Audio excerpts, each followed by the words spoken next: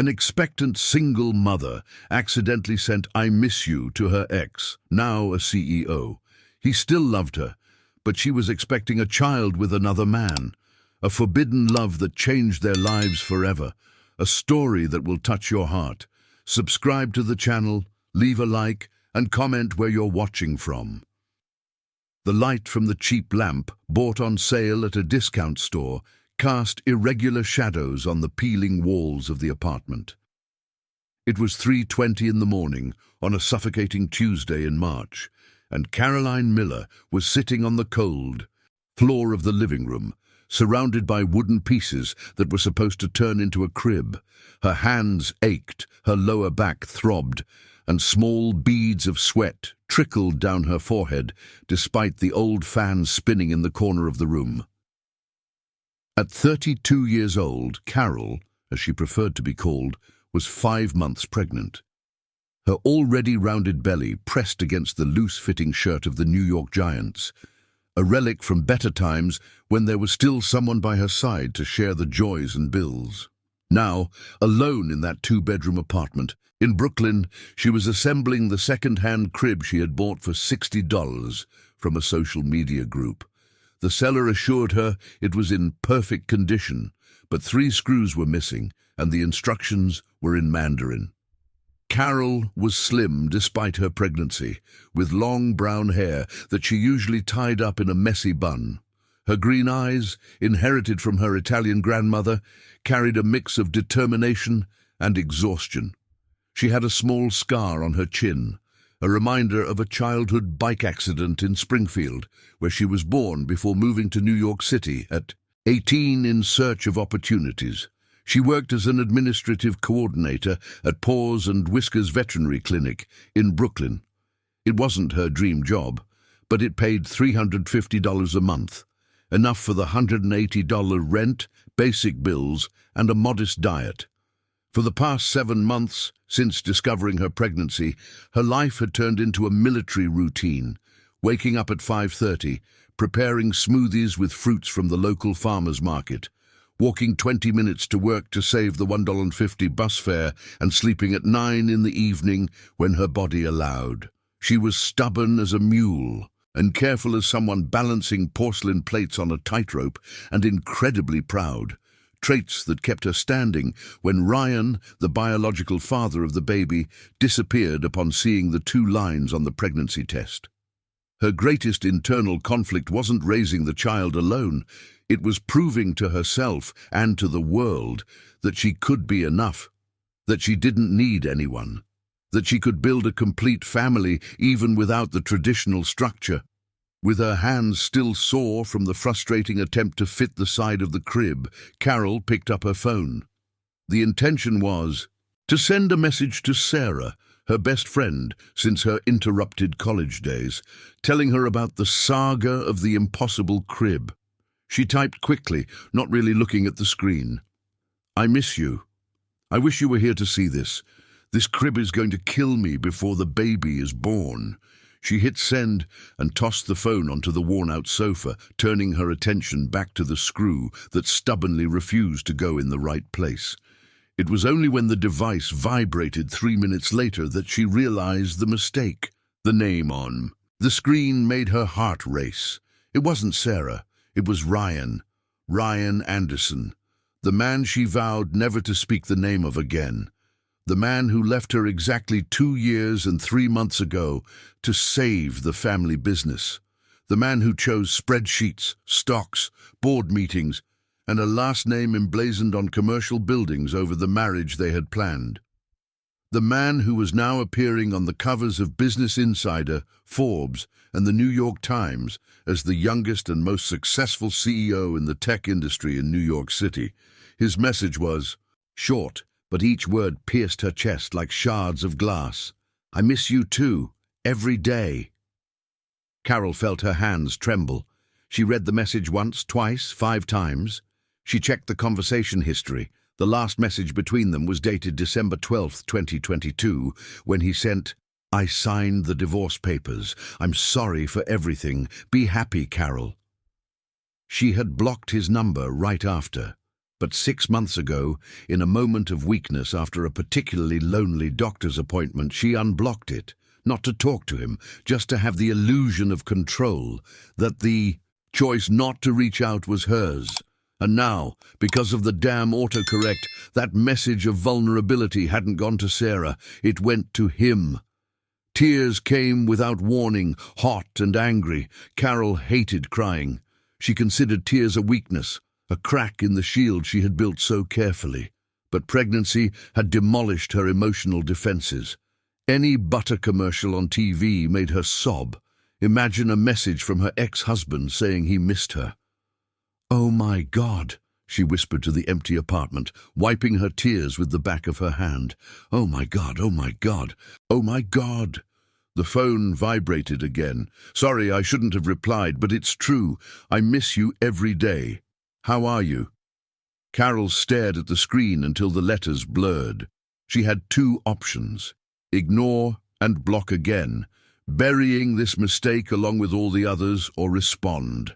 The first option was the sensible, safe one, the one anyone with a shred of self-preservation would choose. She chose the second. "I'm fine. Sorry, the message was for Sarah. Auto-correct." "I figured, but I'm glad you made a mistake. Can I ask, what did you want her to see?" Carol looked at the disassembled crib, the scattered tools, at her belly that gently moved as the baby adjusted its position. A part of her wanted to tell. Another part, Caroline, was the biggest and most frightened. She knew that opening this door was dangerous. "Just a project I'm trying to finish, nothing major. You've always been terrible at lying. Remember when you tried to hide from me that you bought that expensive handbag?" Against her will, Caroline smiled. She had hidden the designer handbag in the closet for 3 weeks, but Ryan found out when the tag fell out of her pocket. They fought, but then laughed so much that the neighbors knocked on the wall, and you've always been too good at reading me. I miss that too. Caroline's heart was pounding so hard that she was sure the neighbor upstairs could hear it. Each message was a step toward a cliff, but her fingers seemed to have a mind of their own. They talked until 5 in the morning, short, careful messages, like two strangers relearning a forgotten language. He didn't ask about her love life. She didn't ask about the company. They talked about trivialities, the absurd heat of March, the new bakery that opened on his corner, her neighbor's dog that barked at 6 in the morning religiously. When Caroline finally set her phone aside, the sun was beginning to paint the sky pink and orange.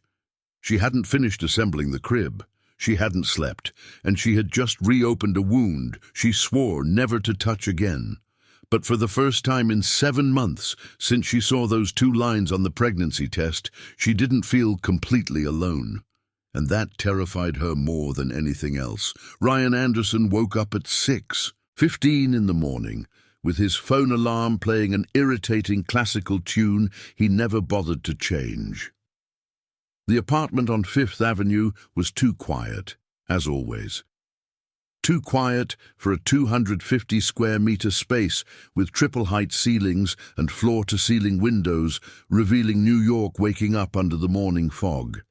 He lay there for a few minutes, staring at the immaculate white ceiling, mentally replaying the conversation from the night before.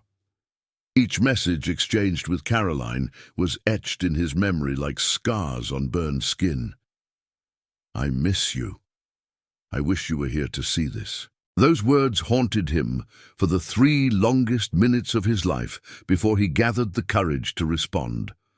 Ryan was 35 and seemed to carry 40 on his shoulders. Tall, 6'1", with broad shoulders from swimming in his teens, he maintained his shape despite the grueling routine. His black hair was always impeccably cut, with some grey strands at the temples that appeared in the last 2 years, courtesy of stress. His dark brown eyes, almost black, carried an intensity that intimidated in business meetings, but Caroline always said it made her feel completely seen. He sported stubble, not out of neglect, but because he simply forgot to take care of it between meetings. He had a small gap in his right eyebrow, a result of a school fight when he was 12, defending a classmate from bullying. Caroline used to kiss that spot, saying it was his trademark of a foolish hero. He got up and walked to the open-plan kitchen, integrated with the living room. The apartment was a showcase of minimalist design, exposed concrete, Italian designer furniture, contemporary artworks chosen by his decorator that he never understood. Everything perfectly impersonal, everything absolutely empty. He prepared an espresso in the $20,000 Italian machine, a gift from his mother when he took over the presidency of Anderson Tech Solutions, and stared out the window as the city awakened. Down below, a sea of cars was already starting to clog Fifth Avenue. People rushing to jobs they hated, to lives they didn't choose. He was one of those people. Anderson Tech Solutions was on the brink of bankruptcy when Ryan took over 2 years ago. His father, August Anderson, had died of a heart attack at 63, leaving a debt-ridden company, piled-up labor lawsuits, and a desperate board of shareholders. Ryan was the vice president of innovation at the time, focused on product development, far from the pressures of executive management. But he was the only Anderson available. His older brother Edward had abandoned the family years ago to surf in Bali. His sister Patricia was a doctor in London and made it clear she would never return to this corporate jungle. It was left to Ryan, and also the impossible choice: save the company or save the marriage. He chose the company and lost Caroline in the process. In his first 6 months as CEO, Ryan worked 18 hours a day. He renegotiated debts, laid off 30% of the staff, and restructured the entire operation. Caroline tried to understand. She had always been understanding, patient, trying to schedule romantic dinners that he cancelled, planning weekends that he spent on video calls with Asian investors. The last straw was their wedding anniversary. 3 years together. Caroline prepared a special dinner in the apartment they shared in Greenwich Village. A cozy place filled with plants and books, so different from Ryan's current mausoleum. She made pumpkin gnocchi, his favorite dish, bought wine, and wore that red dress he loved. Ryan arrived at 11 at night, exhausted and drunk, and found the table still set, the melted candles, and Caroline crying on the sofa. "I can't be your last priority anymore," she said with devastating calm. "You chose that company, that's fine. But you can't have both," he tried to argue. He said it was temporary, that everything would be resolved in 6 months, that she needed to trust him, but Caroline knew Ryan better than he knew himself. She knew that 6 months would turn into a year, then 2, then a lifetime of broken promises. She filed for divorce the next morning. Ryan didn't fight it. A part of him, the cowardly part that still embarrassed him, felt relief. Without the Ryan felt the weight of guilt for constantly disappointing Caroline. He could dedicate himself entirely to the company. He could bury himself in work and forget the emptiness growing inside him like a tumor. It worked. For a while. Anderson Tech became a national reference in 18 months. Ryan developed a data management system for mid-sized companies that revolutionized the market. He secured partnerships with American giants. Revenue grew by 400%. He appeared on the cover of Forbes with the headline, "The Prodigy Who Saved an Empire." But every night, returning to that magazine-worthy apartment, he would open the glove compartment of the black Mercedes he drove and look at the wedding photo hidden beneath the documents. Caroline wearing a simple white lace dress, barefoot on the sand of Long Beach, smiling as if she had just discovered the secret of the universe. And he beside her, hugging her from behind, with the look of someone who had finally found his place in the world. That photo was his most pathetic secret. He couldn't even admit to himself that he still carried it. His phone rang, interrupting his memories. It was Sarah, his executive assistant. "Good morning, Dr. Ryan. Confirming your schedule." Meeting with investors at 9, lunch with the marketing team at 12:30, press conference about the new app at 3. Thanks, Sarah. Can you send me a double coffee? Rough night again. Ryan smiled. Sarah was 58, had raised 3 children, and had the uncanny ability to read people like open books. Something like that. You need to rest. Working yourself to death didn't save your father, and it won't save you. It was a harsh statement, but Sarah had that privilege. She had worked for the Anderson family for 23 years. Noted. Thanks for your concern. He hung up and looked at his phone again. The last message from Caroline, sent at 5:08 in the morning, said, "I need to sleep. Good night, Ryan." He typed and deleted 5 different responses before simply replying, "Sleep well." During the 9 o'clock meeting, Ryan was physically present but mentally distant. The American investors from Venture Bridge Capital were presenting a proposal to acquire 40% of Anderson Tech for $80 million. It was a generous offer. It would make Ryan personally much richer, but it would mean losing total control of the company. It would mean answering to an international board. It would mean more travel, more meetings, more nights in luxury hotels feeling absolutely empty. "I need a few days to consider," Ryan said, interrupting the presentation of the American executive in a grey suit. Tom Richards, the CEO of VentureBridge, a man in his 50s with a Texan accent, frowned. "Ryan, this offer has an expiration date, 7 days. After that, we will look for other opportunities in the U.S. market." "I understand perfectly, and I will give an answer in 5 days. After the meeting, Enrique Montero, one of the minority partners and Ryan's college friend, pulled him aside in the hallway. "Are you crazy? $80 million. We can finally breathe, expand, hire the best talent. Or we can lose the soul of the company in the process," Ryan retorted. Enrique studied him with that analytical look he had when he was about to say something incisive. "This isn't about the company, is it? It's about her." Ryan tensed. "I have no idea what you're talking about." "For God's sake, Ryan, do. You think I haven't noticed? You've been distracted for days, looking at your phone every 5 minutes. You don't do that even when we're waiting for responses from investors." Ryan sighed. Enrique was persistent like a dog with a bone. "I exchanged a few messages with Caroline. It was unintentional, a wrong message she sent." Enrique's eyes widened. "Caroline? Your ex, Caroline? The Caroline you swore you had moved on from?" "I have moved on." "Of course you have. That's why you look like a lovesick teenager." "Enrique!" "No, let me talk. In the last 2 years, I've seen you build an empire.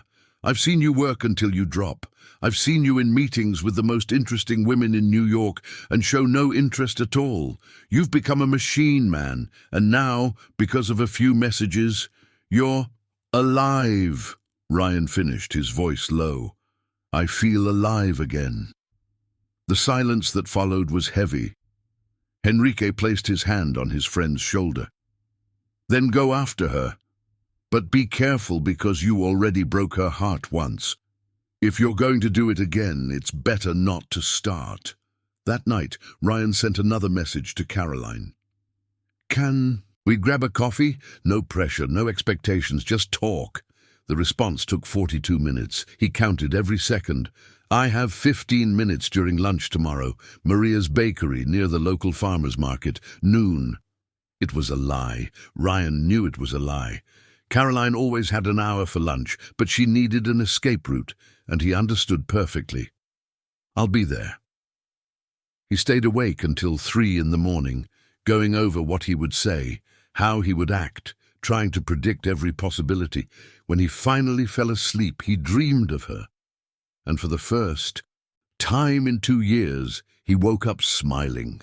Maria's Bakery was squeezed between a butcher shop and a spice store on the side street of the local farmer's market.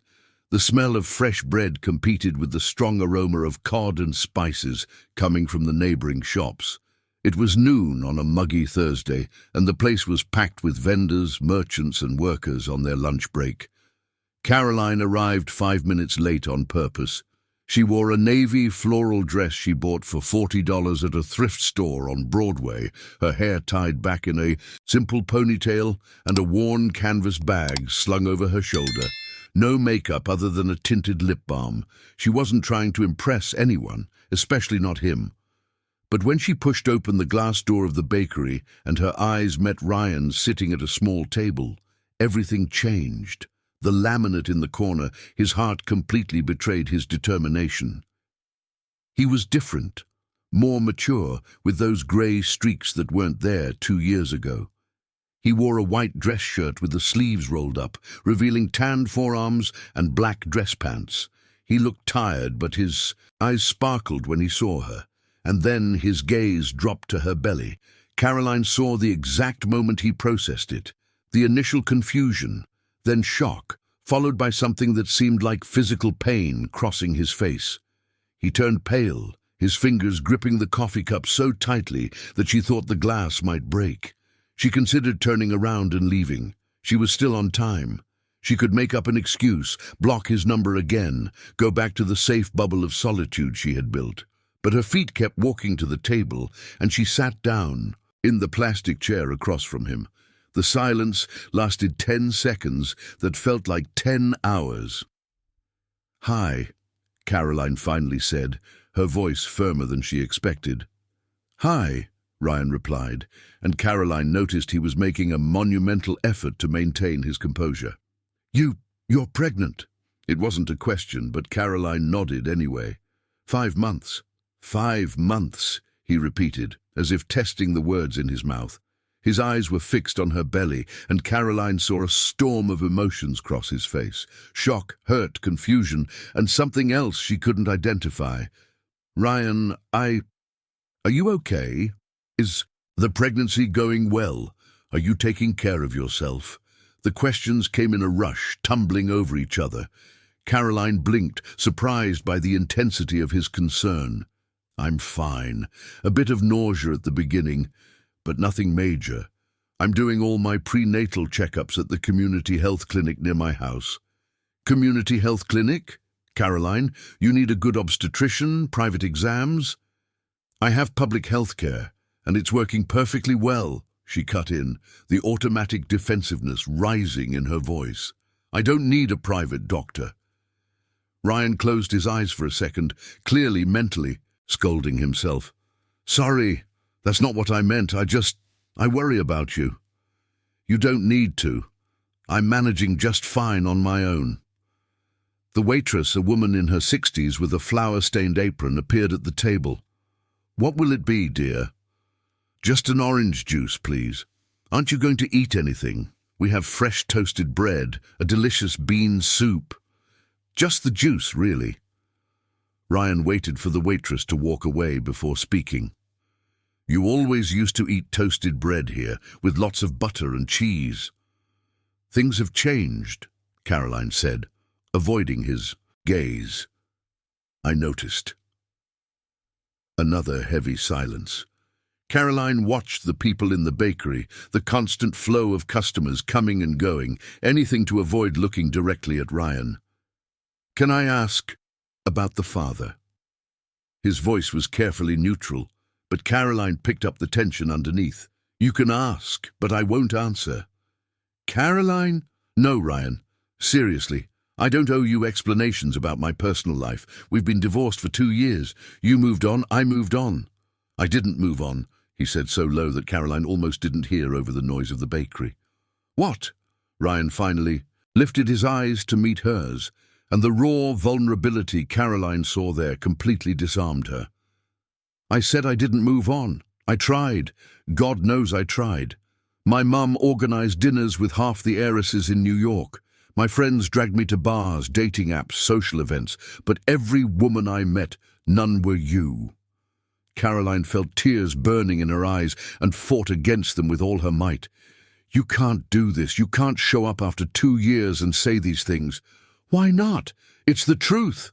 Because you left me. You chose that damn company over me. You chose spreadsheets and meetings and the Anderson name over our marriage. You don't have the right to come back now and... Her voice broke. The baby chose that moment to kick, hard, as if protesting against all the tension.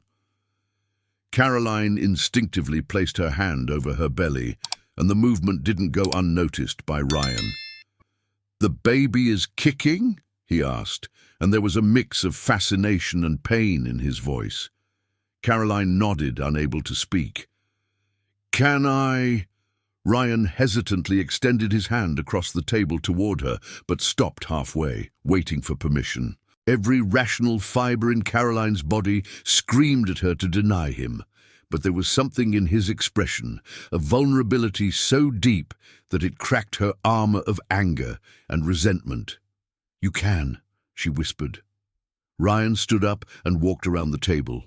Caroline thought he would touch her belly from the outside, but instead he knelt beside her chair, his eyes level with hers, and carefully, as if touching something sacred, placed his palm over her floral dress.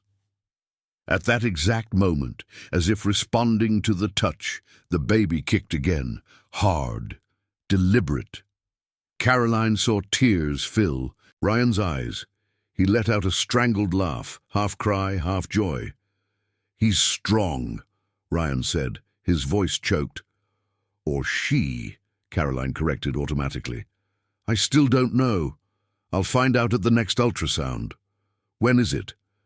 "In 3 weeks." Ryan kept his hand on her belly for a few more seconds, the baby kicking sporadically, as if curious about this new presence. Then he looked up, directly into Caroline's eyes, and she saw something break inside him.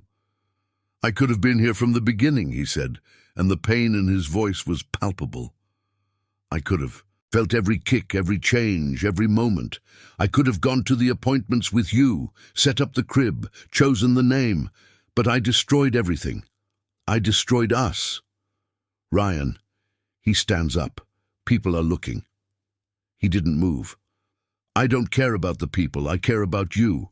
I care that you're pregnant and alone, setting up a crib at 3 in the morning because there's no one to help. I have Sarah. I have my life. I'm fine. You always say you're fine, even when you're falling apart.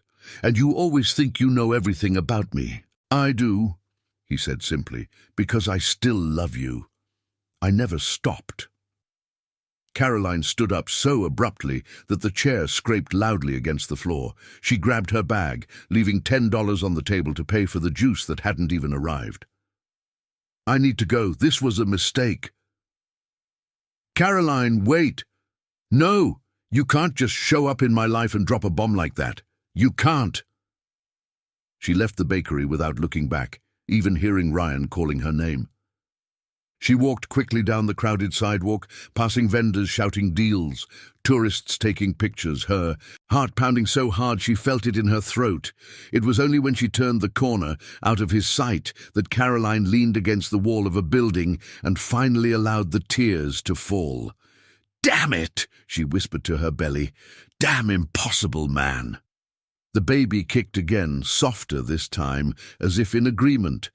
Caroline wiped her tears with the back of her hand and began walking back to the veterinary clinic. She had 5 blocks to go and 15 minutes late. Dr. Smith, the head veterinarian, was going to be furious, but when she reached the door of the clinic, breathless and sweaty, she found a package leaning against the entrance. A large, rectangular package wrapped in brown paper. There was a note attached. 3 screws were missing. I bought a new crib. Don't return it. It's not charity. It's the least I can do. R.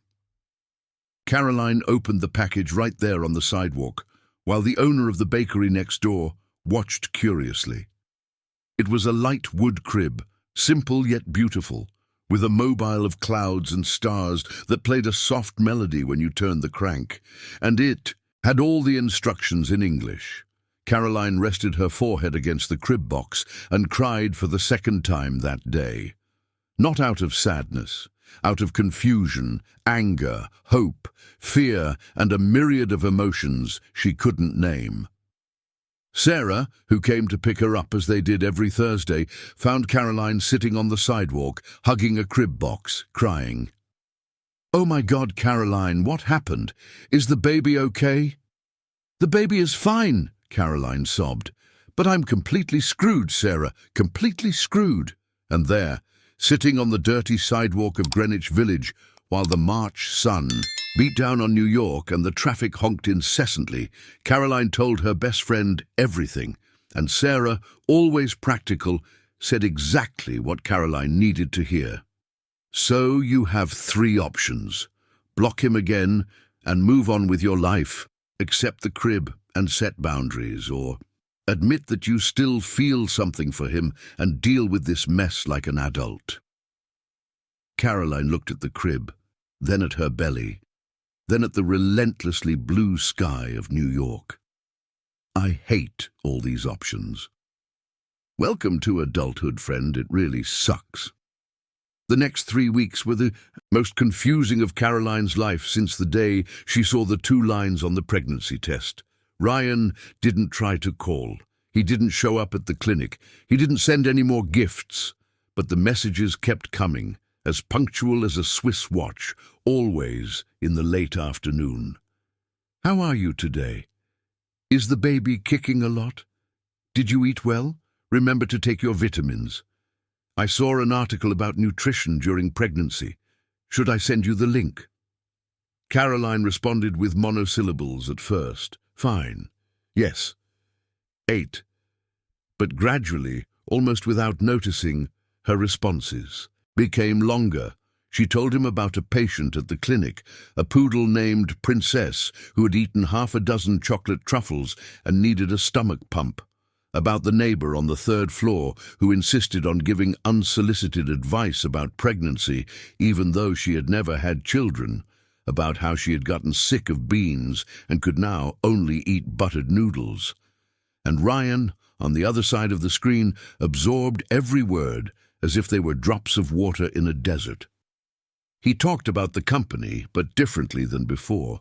He didn't mention numbers or strategies. He talked about people. The rookie intern who spilled coffee on an important client and nearly had a panic attack. About Sarah, who argued with him for working 16 hours straight. About how he was trying and failing miserably to learn to cook something other than instant noodles. "Why are you trying to cook?" Caroline asked one night, lying on the couch with a pillow supporting her sore back. "Because you always said I should have a life outside of work. I'm trying to have hobbies. Yesterday I burned scrambled eggs. I didn't know that was possible." Against her will, Caroline laughed. She imagined Ryan, all serious and focused, staring at a smoking frying pan with a look of total defeat. "You've always been a disaster in the kitchen. Remember when I tried to make that chocolate cake for your birthday? Tried. You literally caused a small fire. The fire department almost got called. But the intention was good. The intention doesn't count when you almost blow up an apartment." They kept talking until after midnight, reminiscing about stories from when they were married. The disastrous trip to Cape May, where the car broke down in the middle of the mountains.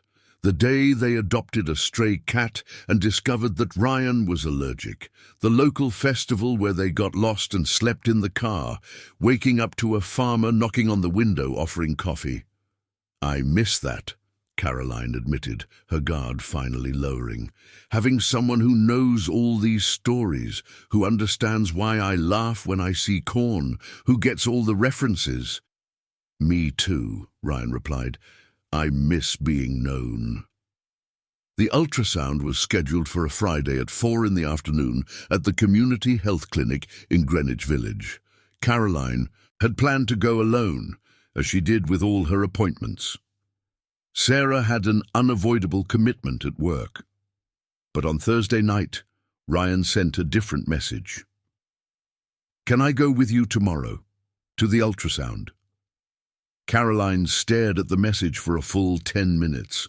Her fingers typed and deleted 5 different responses. "Why?" Because I want to be there. Because I want to see the baby.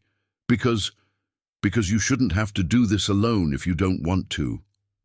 What if I want to go alone? Then I respect that. But do you want to?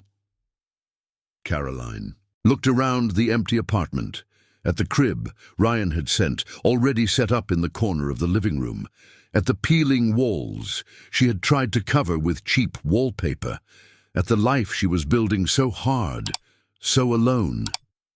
No, she typed and hit send before she could change her mind. I don't want to go alone. Send me the address. I'll pick you up at 3:30. The next day, Caroline changed her outfit 4 times before settling on the same floral dress she wore to the bakery. She tied her hair up, let it down, tied it again. She applied a bit of mascara, the only makeup she owned besides lip balm. She felt ridiculous, like a teenager getting ready for a first date. "You're 5.5 months pregnant with another man's child," she said to her reflection in the bathroom's stained mirror. "He's not interested in you. He's just being polite. Stop overthinking." But when she went downstairs at 3:28 and saw the black Mercedes parked in front of the building, with Ryan leaning against the hood in jeans and a simple white t-shirt, the most casual outfit she had seen on him in years, her heart did that annoying thing of racing. He smiled when he saw her, a genuine smile that reached his eyes and lit up small wrinkles at the corners. "Hi." "Hi," Caroline replied, suddenly unsure what to do with her hands. Ryan opened the passenger door for her. The car smelled of new leather and that masculine cologne he always wore, a woody fragrance that used to make Caroline dizzy. The interior was immaculate, beige leather seats, a digital dashboard, an absolute silence when he turned on the engine. "This must cost more than 3 years of my rent," Caroline commented, running her hand over the seat. "Probably," Ryan admitted, carefully pulling out of the parking space, "but it's just a car. A $400,000 car." "Did you check?" "I have the internet." Ryan laughed, and Caroline realized how much she had missed that sound. Deep, genuine, without the layer of corporate politeness he used in public. The traffic was heavy, as always on a Friday afternoon. They sat on Rebusas Avenue for 15 minutes, surrounded by zigzagging motorcycles, buses spewing black smoke, and stressed drivers honking. "So," Ryan began, his eyes fixed on the traffic, "have you thought about names?" "A few. If it's a boy, maybe Michael. If it's a girl, Helena." "Helena is pretty." "Why Helena?" "It was my grandmother's name, the one who raised me when my mother died." Ryan glanced at her quickly before returning his attention to the traffic. "I didn't know your mother had died. You never talked much about your family." "Because there wasn't much to say. My mother died when I was 6, cancer. My father couldn't handle the pain and just disappeared. My grandmother Helena took me in and raised me in Springfield, in a small house near the bus station. She made snacks to sell at the market. She taught me that family isn't about blood, it's about who shows up." Caroline hadn't planned to share this. The words just came out, released by the strange mix of nerves and comfort she felt next to Ryan. "Is she still alive?" "No, she died 5 years ago, 2 months before I met you." Ryan fell silent for a moment, processing. "So when we met, you were in mourning." "I was. I think that's why I dove headfirst into the relationship. You were stable, secure, present, everything I needed at that moment. And then I stopped being present." It wasn't a question, but Caroline answered anyway. "Yes, you did." They arrived at the community health clinic 10 minutes late. The place was crowded, as always. Green plastic chairs occupied by pregnant women at different stages, children running between their mother's legs, a baby crying in the arms of a teenager who looked no older than 16. Ryan looked around, clearly out of his element. An elderly lady in her 70s, sitting next to a young pregnant woman, eyed Ryan from head to toe. The expensive watch, the imported sneakers, the upright posture of someone used to commanding, and nudged her granddaughter. "Look, dear, that one is classy. I bet he'll pay for the girl's private insurance." Caroline felt her cheeks heat up, but before she could respond, the nurse called her name. "Caroline Miller? That's me." The ultrasound room was small and cold, with a machine that looked like it had survived the 1990s, and a table covered with disposable paper. The doctor, Dr. Smith, a black woman in her 40s with curly hair tied up in a high bun and a warm smile, greeted Caroline. "And who is this handsome companion?" she asked, winking at Ryan in a maternal way. I'm a friend," Ryan replied, and Caroline noticed he seemed genuinely nervous. Ryan Anderson, who presented to rooms full of investors without batting an eye, was sweating. "A friend who holds hands like that? Lucky you, Caroline," Dr. Smith commented, organizing the gel and the transducer. Caroline lay down on the table. Caroline lay on the examination table, lifted her shirt, and felt the cold gel on her belly. Ryan stood beside her, his eyes fixed on the black and white monitor, as if he were about to witness a miracle, and then it appeared, a small, perfect shape moving gently on the screen. "Here's your baby," Dr. Smith announced. "Let's see. Strong heartbeat, 145 beats per minute. Proper development for the gestational age, and do you want to know the sex?" "I do," Caroline whispered, her voice choked. "It's a girl. Congratulations, Mom." Caroline felt tears streaming down her face. A girl, Helena, her little Helena. And then she looked at Ryan. He was crying. No sound, no attempt to hide it, tears flowing freely down his face as he stared intently at the monitor. His hand. "You found Caroline's and squeezed tightly." "She's perfect," he whispered. "Absolutely perfect." Dr. Smith observed the interaction with a knowing look but didn't comment. He printed 3 ultrasound photos and handed them to Caroline. In the car, on the way home, neither of them spoke for long minutes. Ryan gripped the steering wheel tightly, his eyes red. Caroline held the ultrasound photos as if they were the greatest treasure in the world. "Thank you," she finally said, "for coming with me." "Thank you for letting me come." When they stopped in front of her building, Ryan turned off the engine but made no move to get out of the car. "Caroline, I need to ask you something, and you don't have to answer now or ever, but I need to ask." "What?" He turned to face her completely, and the vulnerability in his eyes was almost painful to see. "Let me be a part of this, not as a replacement for her father, not as a favor, but because I want to, because this girl deserves someone who chooses to be present from the start, and because I choose you, Caroline, again, still, always." Caroline felt the whole world shrink down. To that moment, that car, that man looking at her as if she were the only thing that mattered. "And when your mother finds out, and when your partners protest, and when everyone says you're making a mistake, to hell with them all," Ryan said with a ferocity that surprised her. "I already chose once what they wanted. It cost me you. I won't choose again." "Ryan, I know I hurt you. I know you have every reason to send me away.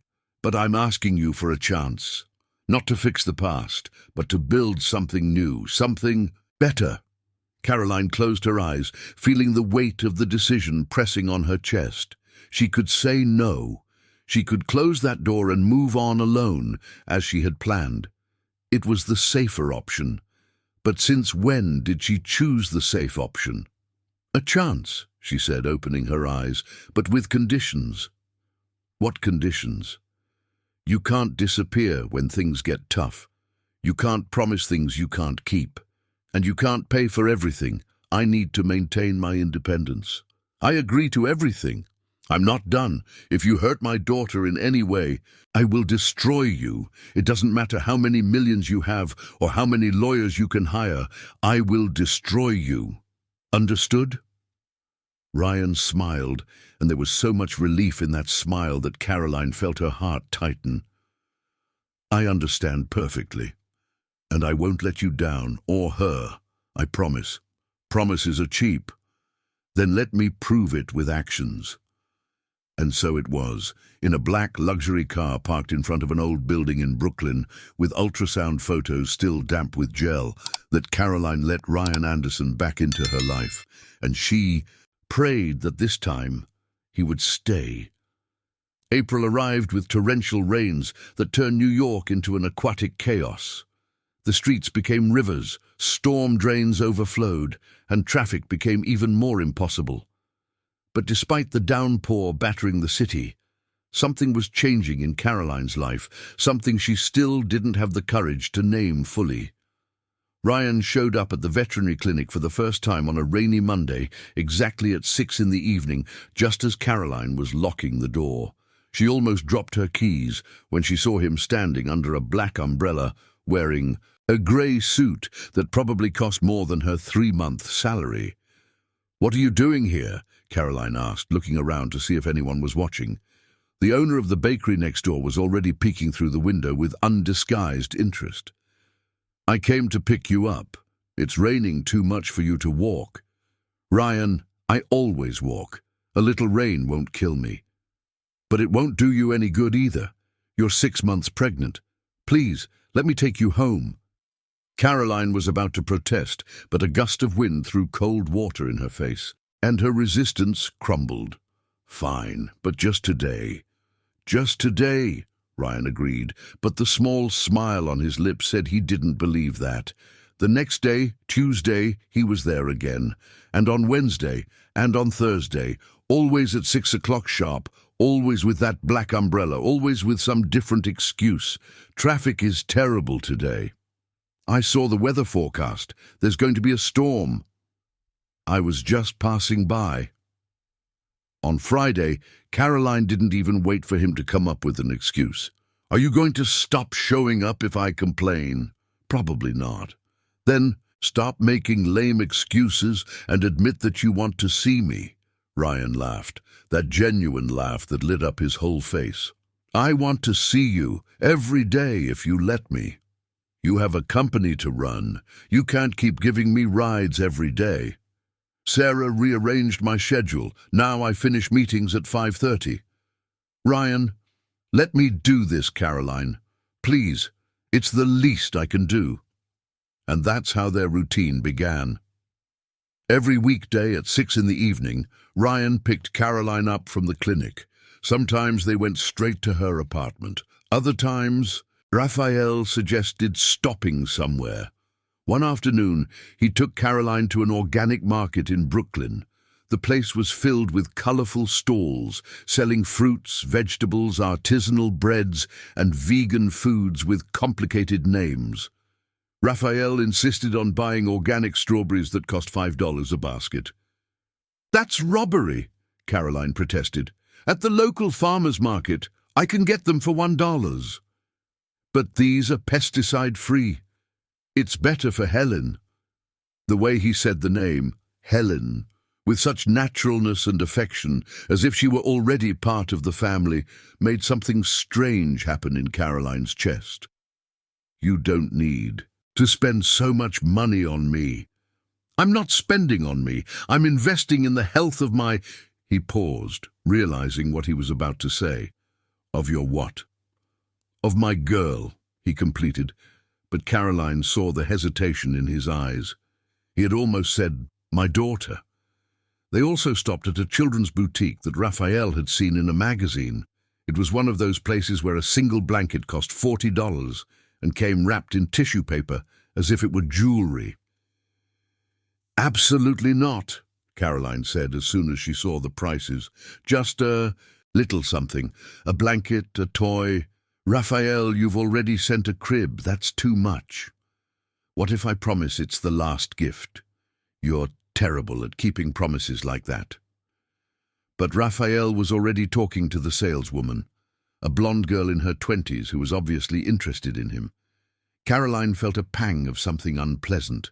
Not jealousy, she convinced herself, just discomfort. Raphael returned 5 minutes later with a discreet bag. "What did you buy?" "A blanket, I promised, remember?"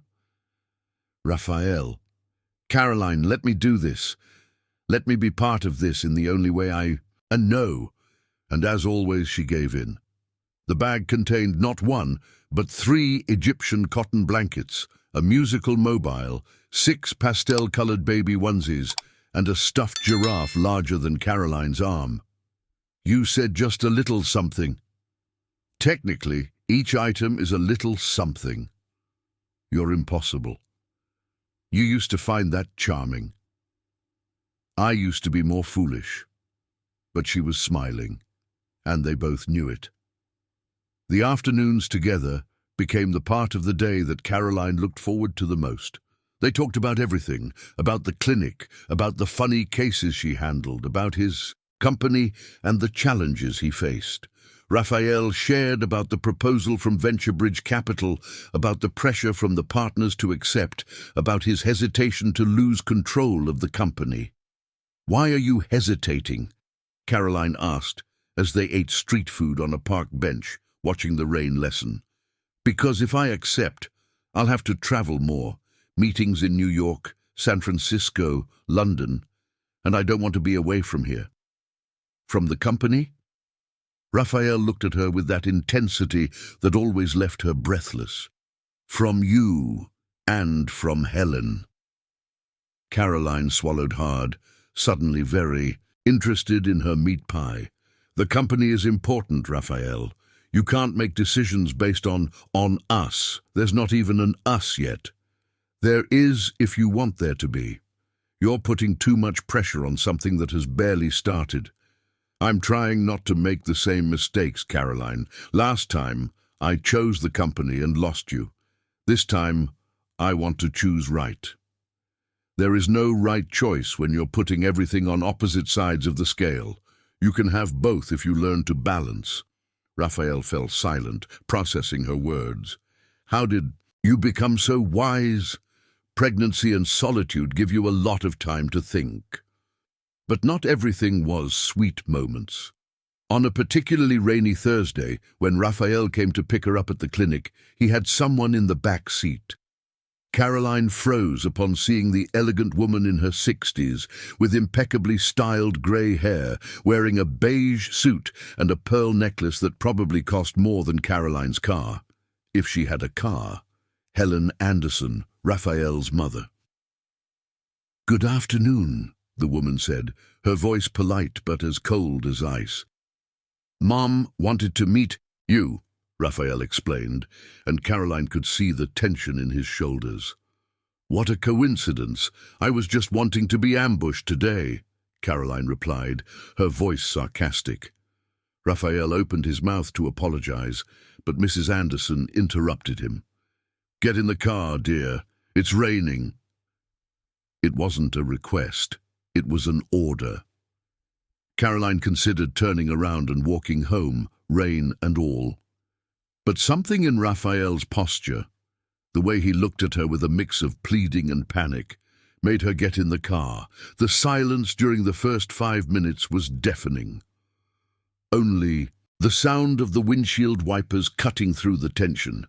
"So," Mrs. Anderson began, "Raphael told me that you two are rekindling your friendship." "That's one way to put it," Caroline replied. "And that you're pregnant. 6 months. With another man's child." "Mom!" Raphael reprimanded, his voice harsh. "It's a legitimate question, Raphael. I need to understand the situation." Caroline felt her anger rise in her throat like bile. "With all due respect, Mrs. Anderson, my situation is none of your business.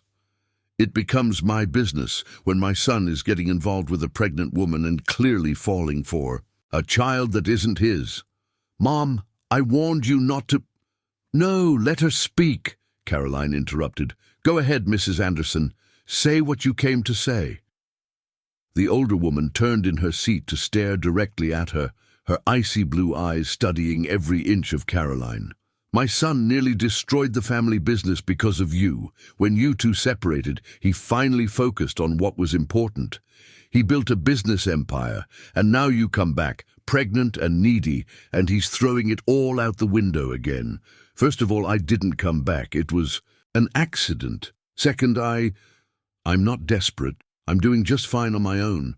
And third, if your son is throwing everything out the window, maybe the problem isn't with me, but with his distorted priorities." Distorted priorities. The Anderson Company has been around for 3 generations, and it will continue to exist, with or without Ryan working himself to death. But you know what won't continue? His life. The time he could spend with people who actually care about him. The memories he could be making instead of sitting through endless meetings. You don't understand the weight of a family legacy. You're right, I don't understand. Because I don't have family. My mom died when I was 6. My dad abandoned me. My grandmother, who raised me, died 5 years ago. So no, I don't understand family legacies. But I understand loneliness. And I understand that your son was absolutely alone in that corporate mansion you built for him." Mrs. Anderson fell silent, clearly not expecting Caroline to retort with such force. "Pull over," Caroline said to Ryan. "Caroline, pull over!" Ryan pulled over at the corner and Caroline got out before he could even turn off the engine. Completely. The rain had already reduced to a light drizzle, but she didn't care. She needed to get out of there. "Caroline, wait!" Ryan ran after her. "No, Ryan, I'm not doing this. I'm not going to be judged by your mother or your partners or whoever else. I have dignity." "I know, and I'm sorry. She insisted on coming, and you thought wrong." Ryan ran his hands through his wet hair, clearly frustrated. "I just wanted her to see that you are important to me, that this is real. And you think an ambush in the car was going to make her understand that? She sees you as an extension of the Anderson Empire, Ryan, and I don't belong to that world." "But you could!" "I don't want to!" Caroline shouted, and it was only when she saw the expression on his face that she realized how much those words cut. "I don't want to be just another project of yours, just another thing you need to fit between meetings. I don't know what I want." And then, as if the universe decided that the drama wasn't enough, Caroline felt a sharp pain shoot through her abdomen. She doubled over, gasping. Caroline, what is it?" "I don't know. Pain. Intense." Ryan went into instant panic. He scooped Caroline up, ignoring her protests, and practically ran back to the car. "Hospital. Now!" he ordered his mother, who for the first time since Caroline met her looked genuinely concerned. Springfield Hospital was 15 minutes away, but it felt like hours. Caroline lay in the back seat, with Ryan holding her hand and murmuring words of comfort that she could barely process due to the pain. "It's going to be okay. Helena is going to be okay. You're going to be okay." When they arrived at the emergency room, Ryan carried Caroline inside, shouting for help. Nurses appeared with a wheelchair. Doctors began asking questions, and everything turned into a blur of fluorescent lights and urgent voices. 26 weeks pregnant, acute abdominal pain, elevated blood pressure. Caroline was taken to an examination room, and the last thing she saw before the doors closed was Ryan, pale as a ghost, being held back by the medical staff, and Mrs. Anderson standing beside her son with an expression Caroline couldn't decipher. The waiting room of the maternity ward at Springfield Hospital smelled of disinfectant and old coffee. Ryan was sitting in an uncomfortable plastic chair, elbows resting on his knees, hands clasped so tightly that the knuckles turned white. 45 minutes had passed since they took Caroline to the examination room, and every second felt like an eternity. His mother was sitting 3 chairs away, her posture straight as always, hands delicately crossed over her Italian leather handbag. But Ryan noticed that she was gripping the bag strap with unusual strength, her lips pressed into a thin line. "She's going to be okay," Mrs. Anderson finally said, breaking the tense silence. "You don't know that. She's strong. You can tell." Ryan lifted his head, surprised by his mother's tone. It wasn't warm, but it also wasn't the icy coldness it had been before. "You practically called her a gold digger in the car." "I didn't say that. You implied it." Mrs. Anderson sighed, a rare sound from her. "Ryan, I am your mother. It's my job to protect you, and when I see you getting involved with a complicated situation..." "Caroline is not a complicated situation. She's a person, and she's pregnant and alone, and I love her. I've always loved her. From the first day I met her at that cafe in Brooklyn, when she spilled hot coffee on my laptop and spent 15 minutes apologizing while trying to dry it with paper napkins. I loved her when we were married. I loved her when we divorced. And I love her now with all this mess and complication. And the baby? Are you ready to raise another man's child? It's a girl. Her name is Helena. And yes, I'm ready, because she will need a father who chooses to be present, and I choose to be." Mrs. Anderson studied her son closely, as if seeing him for the first time. "You really have changed." "No, I just stopped pretending that the company was enough to fill the void Caroline left." Before Mrs. Anderson could respond, the examination room door opened. The doctor who stepped out was an Asian woman in her 40s, wearing green scrubs and a tired but calm expression. "Family of Caroline Miller." Ryan stood up so quickly he almost stumbled. "That's me. How is she? Is the baby okay?" "Both are stable. It was a contraction of..." Braxton Hicks' contractions were more intense, likely triggered by emotional stress. Her blood pressure was slightly elevated, but had already normalized. "We'll keep her under observation for a few hours to ensure there's no risk of premature labor." Ryan felt his knees weaken with relief. "Can I see her?" "Yes, but keep the environment calm. She needs tranquility." The room where Caroline was small and painted in soft shades of blue. She was lying on a hospital bed, connected to monitors that beeped softly. Her face was pale, her hair spread out on the pillow, but she was awake. When she saw Ryan, her eyes filled with tears. "I'm sorry, I messed everything up again." Ryan crossed the room in 3 strides and took her hand, bringing it to his lips. "You didn't mess anything up. You're okay. Helen is okay. That's all that matters. Your mom must hate me even more now." "My mom is worried, believe it or not." "Hard to believe." Ryan pulled the chair closer and sat down, still holding Caroline's hand. "You know what I realized while I was out there, thinking I was going to lose you. I don't care what my mom thinks, or the partners, or Forbes. I care about you, and about doing the right thing this time. Ryan, you can't just ignore your family and your business." "I'm not ignoring. I'm prioritizing. There's a difference." Caroline closed her eyes, exhausted. "I'm tired of fighting. With you, with your mom, with myself. I just want Helen to be born healthy and for everything to be okay. It will be, I promise. You need to stop making promises you don't know if you can keep." "Then let me rephrase.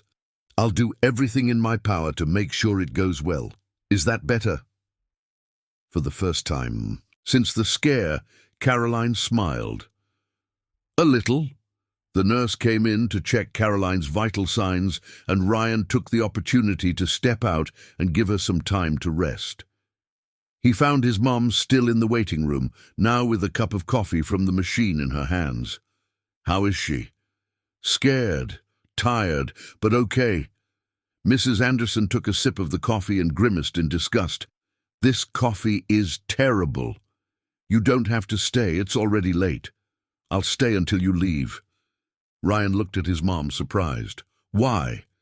"Because you're my son. And because..." Maybe I was unfair to her. Maybe, definitely, I was unfair. Mrs. Anderson sighed again, placing the coffee cup on the table beside her. When your dad died, I was terrified. The business was crumbling, and you were the only thing left of our family, of his legacy. So I held on to you so tightly that I didn't realize I was suffocating you. Mom, let me finish. When you divorced Caroline, I thought it was for the best, that you would focus on what was important. But I saw you wither away, Ryan. I saw you build a business, empire, and lose your soul in the process. And when she came back, when you started smiling again... Mrs. Anderson paused, her eyes misting over. I was scared. Scared that you would leave me. Scared of losing you like I lost your brother and sister. Ryan sat beside his mom, and for the first time in years held her hand. You'll never lose me. But you need to let me live, Mom. You need to let me choose my own happiness. I know, and I'll try. But you'll have to be patient with me. I've always been. Caroline was discharged and was at 11 at night with strict instructions. Complete rest for a week, constant monitoring of blood pressure, and zero stress. Ryan insisted on taking her home personally, ignoring her protests that she could take an Uber. When they arrived at the building in Brooklyn, he helped Caroline up the 3 flights of stairs. The elevator had been broken for 2 months, and accompanied her to the apartment door. "Thank you for today," Caroline said, leaning against the doorframe. "For everything." "You don't need to thank me. I do. You could have left. You could have decided that all of this is too complicated. But you stayed." Ryan gently touched her face, his thumb caressing her cheek. "I'll always stay. When are you going to believe that?" "When you prove it." "Then give me time to prove it." Caroline nodded, too tired to continue the discussion. But when Ryan turned to leave, she grabbed his arm. "Ryan, do you want to stay, just tonight, on the couch? I'm a bit scared to be alone after what happened." The relief on his face was palpable. "I would love to." That night was strange and intimate at the same time. Caroline took a quick shower and put on an old pair of sweatpants and a t-shirt. Ryan grabbed a blanket from the closet and settled on the worn-out couch, which was too short for his height. Caroline stayed in bed, but left the bedroom door open. They talked in the dark, their voices echoing through the quiet apartment. "Ryan." "Yes?" "Do you regret it, opening that message that night?" Silence. Then, "I regret letting you go 2 years ago. The message just corrected the mistake I made. And if we can't make this work, what if it's just nostalgia?" "It's not nostalgia, Caroline. It's love. It always has been." More silence, the sound of rain starting to fall outside again. "I'm scared," Caroline admitted, her voice small in the darkness. "I'm scared to believe in you and for you to disappoint me again. I'm scared to let Helen get attached to you and for you to decide that this is too complicated. I'm scared of making the biggest mistake of my life. I'm scared too. Scared of not being good enough. Scared of not knowing how to be a dad. Scared of losing you again now that I've found you. We're quite the pair. We're perfect for each other." Caroline laughed softly. It has always been exaggerated. And you have always been stubborn." "Good night, Ryan." "Good night, Caroline." "And Caroline?" Thank you for letting me stay. Thank you for wanting to stay." The next morning, Caroline woke up to the smell of coffee and something burning. She quickly got up, as fast as she could with 6 months of pregnancy, and went to the kitchen. Ryan was in front of the stove, wearing the same wrinkled clothes from the day before, trying to salvage what appeared to be an attempt at an omelette. The kitchen was a mess, eggshells in the sink, cheese spilled on the counter, and a scorched pan on the stove. "Oh my God, what are you doing?" Ryan turned around, guilty. Trying to make breakfast. It's not going very well." Caroline looked at the disaster and started to laugh. She laughed so hard that she had to lean on the counter, tears streaming down her face. You burned an egg. How does someone burn an egg?" "I got distracted. I was looking up recipes on my phone and—" Get out.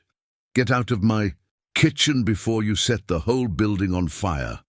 Ryan obeyed, and Caroline took charge. In 15 minutes, she had prepared perfect scrambled eggs, buttered toast, and fresh coffee. They ate, sitting at the small table in the living room, with the morning light coming through the window. "This is better than any fancy restaurant," Ryan said, grabbing the third piece of toast. "It's because you're hungry. It's because you made it." And in that moment, in that small, imperfect apartment, with a burnt omelette in the trash and cheap coffee made in an old coffee maker, Ryan realized something. He was happier there than he had been in years, in his luxury apartment on Fifth Avenue. And Caroline, watching Ryan eat as if it were the best meal of his life, allowed a small seed of hope to germinate in her heart. Maybe, just maybe, they could make this work. May arrived with shorter days and colder nights. Caroline was officially on medical leave, a whole week confined to the small apartment in Brooklyn.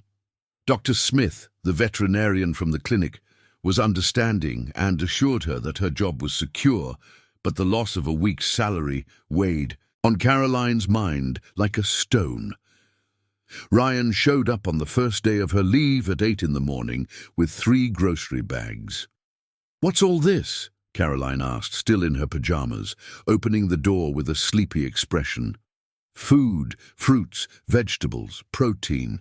I saw online that pregnant women need iron, calcium, omega-3. Ryan, I know how to eat. I'm pregnant, not invalid. I know, but you're on leave, so you can't go out to buy anything. And before you complain, I've already paid for everything. It's not charity, it's an investment in Helen's health." Caroline sighed, arguing. With Ryan, when he was in protective mode, was as productive as arguing with a concrete wall. "Come in, but take off your shoes. The floor is clean." Ryan complied, and Caroline noticed he was wearing faded jeans and a simple Lacoste t-shirt. No suit, no Italian dress shoes. "Don't you have work today?" "I do, but I'm going to work from here." "From here?" "From your sofa. Sarah is going to email me the documents and I'll do the meetings via video call." "Ryan, you can't just abandon the company to keep an eye on me." "I'm not abandoning. I'm working remotely. There's a difference." He placed the bags on the kitchen table and began organizing the items. "Besides, the doctor said 0 stress. How are you going to stay stress-free if you're alone worrying about money, food, and whether the ceiling is going to collapse?" "The ceiling is not going to collapse. Not with that moisture stain over there, right?" Ryan pointed to a suspicious brown spot in the corner of the living room. Caroline looked at the stain, then at Ryan, then back at the stain. "Okay, point for you, but seriously, you don't need to do this." "I want to do this. There's a difference." And so began the strangest and strangely comforting week that Caroline had lived in years. Ryan turned the apartment into an improvised office. He worked from the sofa with his laptop on his lap, headphones for meetings, and Caroline could hear him speaking in English with international investors, negotiating contracts, making decisions involving millions of dollars. But between meetings, he prepared snacks for Caroline. He cut fruits into ridiculous shapes, stars, hearts, using cookie cutters he bought specifically for that. He made smoothies in an old blender that made a deafening noise. He tried to cook lunch and invariably burned something, leading Caroline to take control of the kitchen even while on leave. "You are officially banned from getting near the stove," Caroline declared on Tuesday after Ryan almost set a pot of rice on fire. "But I was following the recipe." "The recipe doesn't say to forget the pot on the fire for 40 minutes. I was in an important meeting, and I almost had to call the fire department again. But despite the disastrous culinary attempts, there were moments of peace, moments when Ryan sat on the floor next to the sofa where Caroline rested, his hand resting on her belly, feeling Helen kick. "She's restless today," Ryan commented on a Thursday afternoon when the rain was pouring hard against the window. "She's restless every day. I think she's going to be one of those kids who never sit still. Like her mom. I stay still." "Caroline, you reorganized the kitchen cabinet yesterday, even while on leave." "It was messy. The glasses were on the wrong side." Ryan laughed, and the sound filled the small apartment with warmth. "You know you don't have to be perfect all the time, right? You can really rest. You can leave things messy. You can ask for help." Caroline was quiet for a moment, watching the rain outside. "Since my grandma died, it's just been me. I learned that if I don't take care of things, no one will. If I'm not strong, I can't break, and I can't break because now there's Helen depending on me. Now there's me too, depending on you, and you on me. That scares me. I know. It scares me too." On Friday, the last day of rest, Sarah showed up during lunch with takeout from Caroline's favorite Japanese restaurant. "I brought sushi without raw fish before you complain," Sarah announced, bursting into the apartment like a whirlwind of energy. She was 31, with curly, red-dyed hair and a personality that filled any room. "And I also brought some fresh gossip from work. Marcella from accounting got caught." "Ryan?" Sarah stopped in the middle of the room, looking at Ryan, who was sitting on the couch with his laptop on his lap, wearing reading glasses Caroline had never seen before. "Hey, Sarah," Ryan greeted, taking off the glasses. "What do you live here now?" "No, I'm just working from here this week." Sarah looked at Caroline with an expression that clearly said, "We need to talk now." "Ryan, can you take a walk around the block? I need to talk to Caroline. Girl stuff." "But it's raining." "Take an umbrella." Ryan got the message and, with an amused smile, grabbed his jacket. "I'm going to buy bread at the bakery. Anyone want anything?" "Bring back some cheese bread," Caroline requested. "About 10, Sarah added. As soon as the door closed, Sarah turned to Caroline with wide eyes.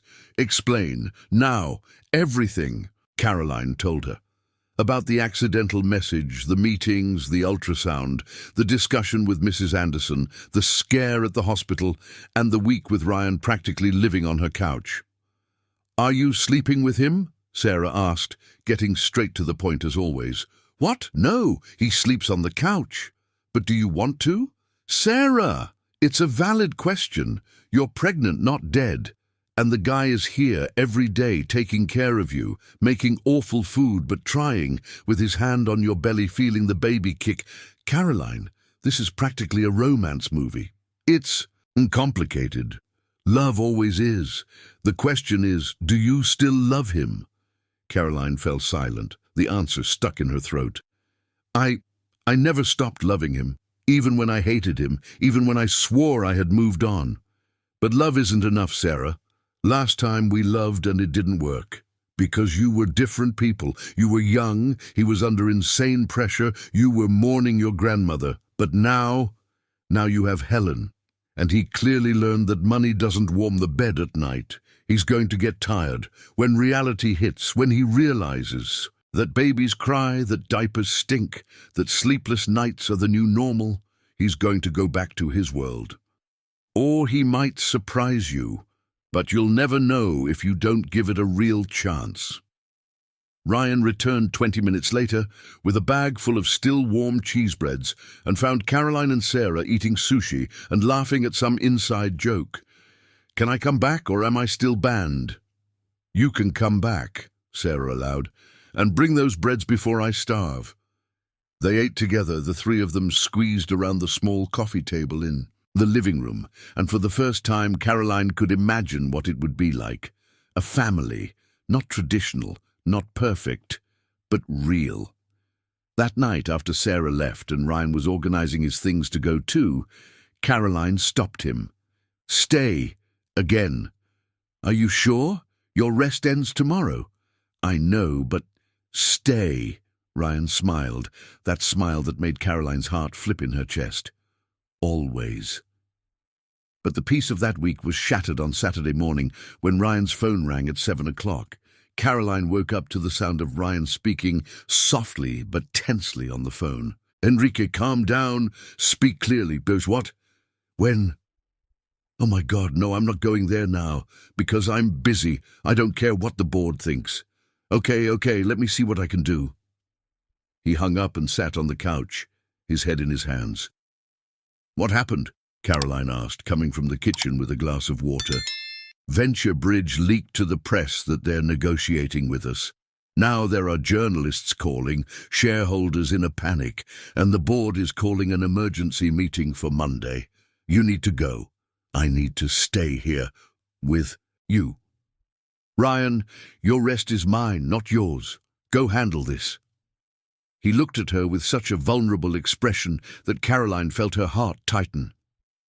"What if I go and can't come back? What if they force me to travel, to accept the offer, to—" Caroline sat next to him and took his hand. "Then you fight.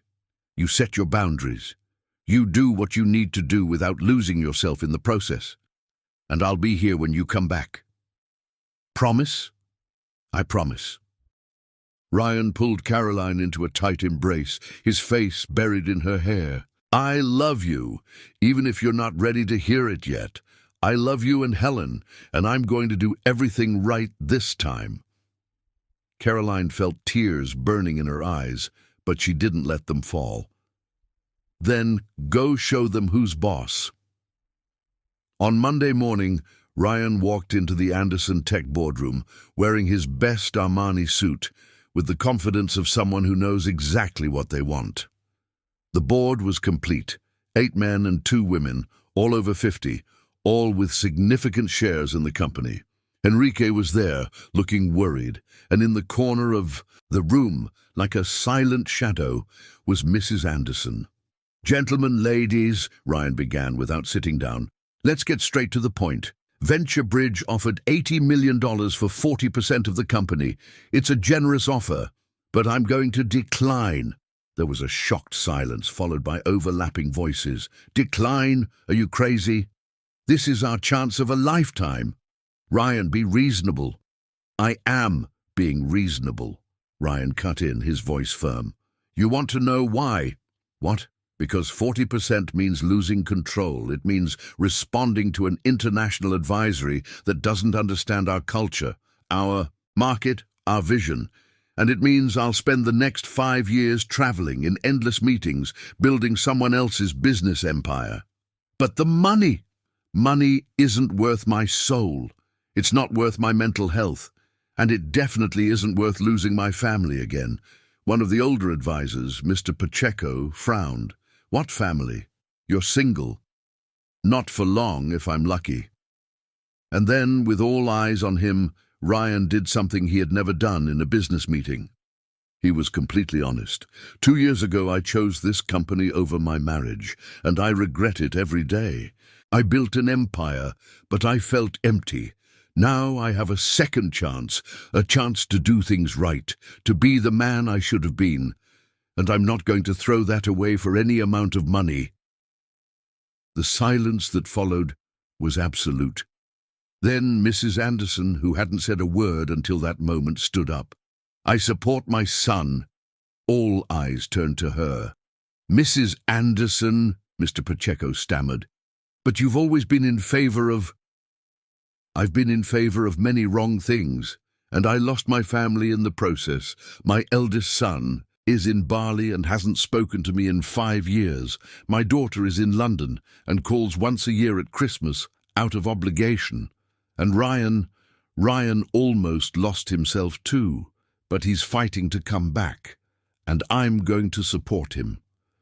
It was in a conference room on 5th Avenue that Ryan Anderson chose love over money, family over empire. And when he left 3 hours later, exhausted but free, The first thing he did was call Caroline. I declined. I know. I saw it on the news. You made headlines. CEO rejects $1 million offer. Not a bad headline. Are you sure you made the right choice? Absolutely. Now what do you want for dinner? Because I'm going to try cooking again, and you'll have to supervise so I don't burn anything. Caroline laughed, and the sound was like music. Come home. We'll figure it out together. And for the first time, Ryan realized she had referred to her apartment as home. Not my home. Just home. As if he was already a part of it. June arrived, bringing the intense cold of New York, that damp chill that penetrated the bones and made people wrap themselves in heavy coats. Caroline was 7 months pregnant, her belly making every movement a challenge. Tying her shoes was an impossible mission. Sleeping comfortably was a distant memory. And climbing the 3 flights of stairs in the building left her breathless. But she was happy, a cautious happiness surrounded by walls of protection, but happiness nonetheless. Ryan had become part of her routine in a way that felt both natural and surreal. He showed up every morning at 7, bringing coffee from Maria's bakery, always with extra butter toast, just the way she liked it, and took her to the clinic. At the end of the day, he picked her up promptly at 6. 3 times a week he stayed for dinner. Twice a week he slept on the couch because it was too late, or the traffic was terrible, or any other excuse they both knew was a lie. The truth was that neither of them wanted to be apart. Sarah watched all of this with a mix of amusement and concern. "You're basically living together but pretending you're not," she commented one Saturday afternoon when she visited Caroline and found Ryan assembling a changing table he had bought. "We're not living together," Caroline protested from the couch, where she was folding tiny baby clothes. "He just stays here sometimes. He has a drawer in your dresser. I saw it when I went to grab a towel.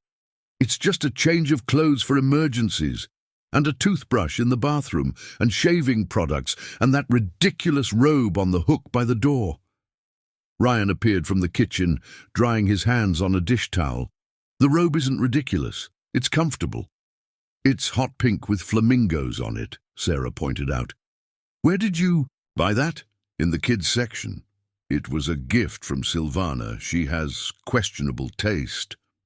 Caroline laughed, and Ryan turned to look at her with that expression that made her stomach flip, a mix of adoration and awe, as if he couldn't believe his luck to be there.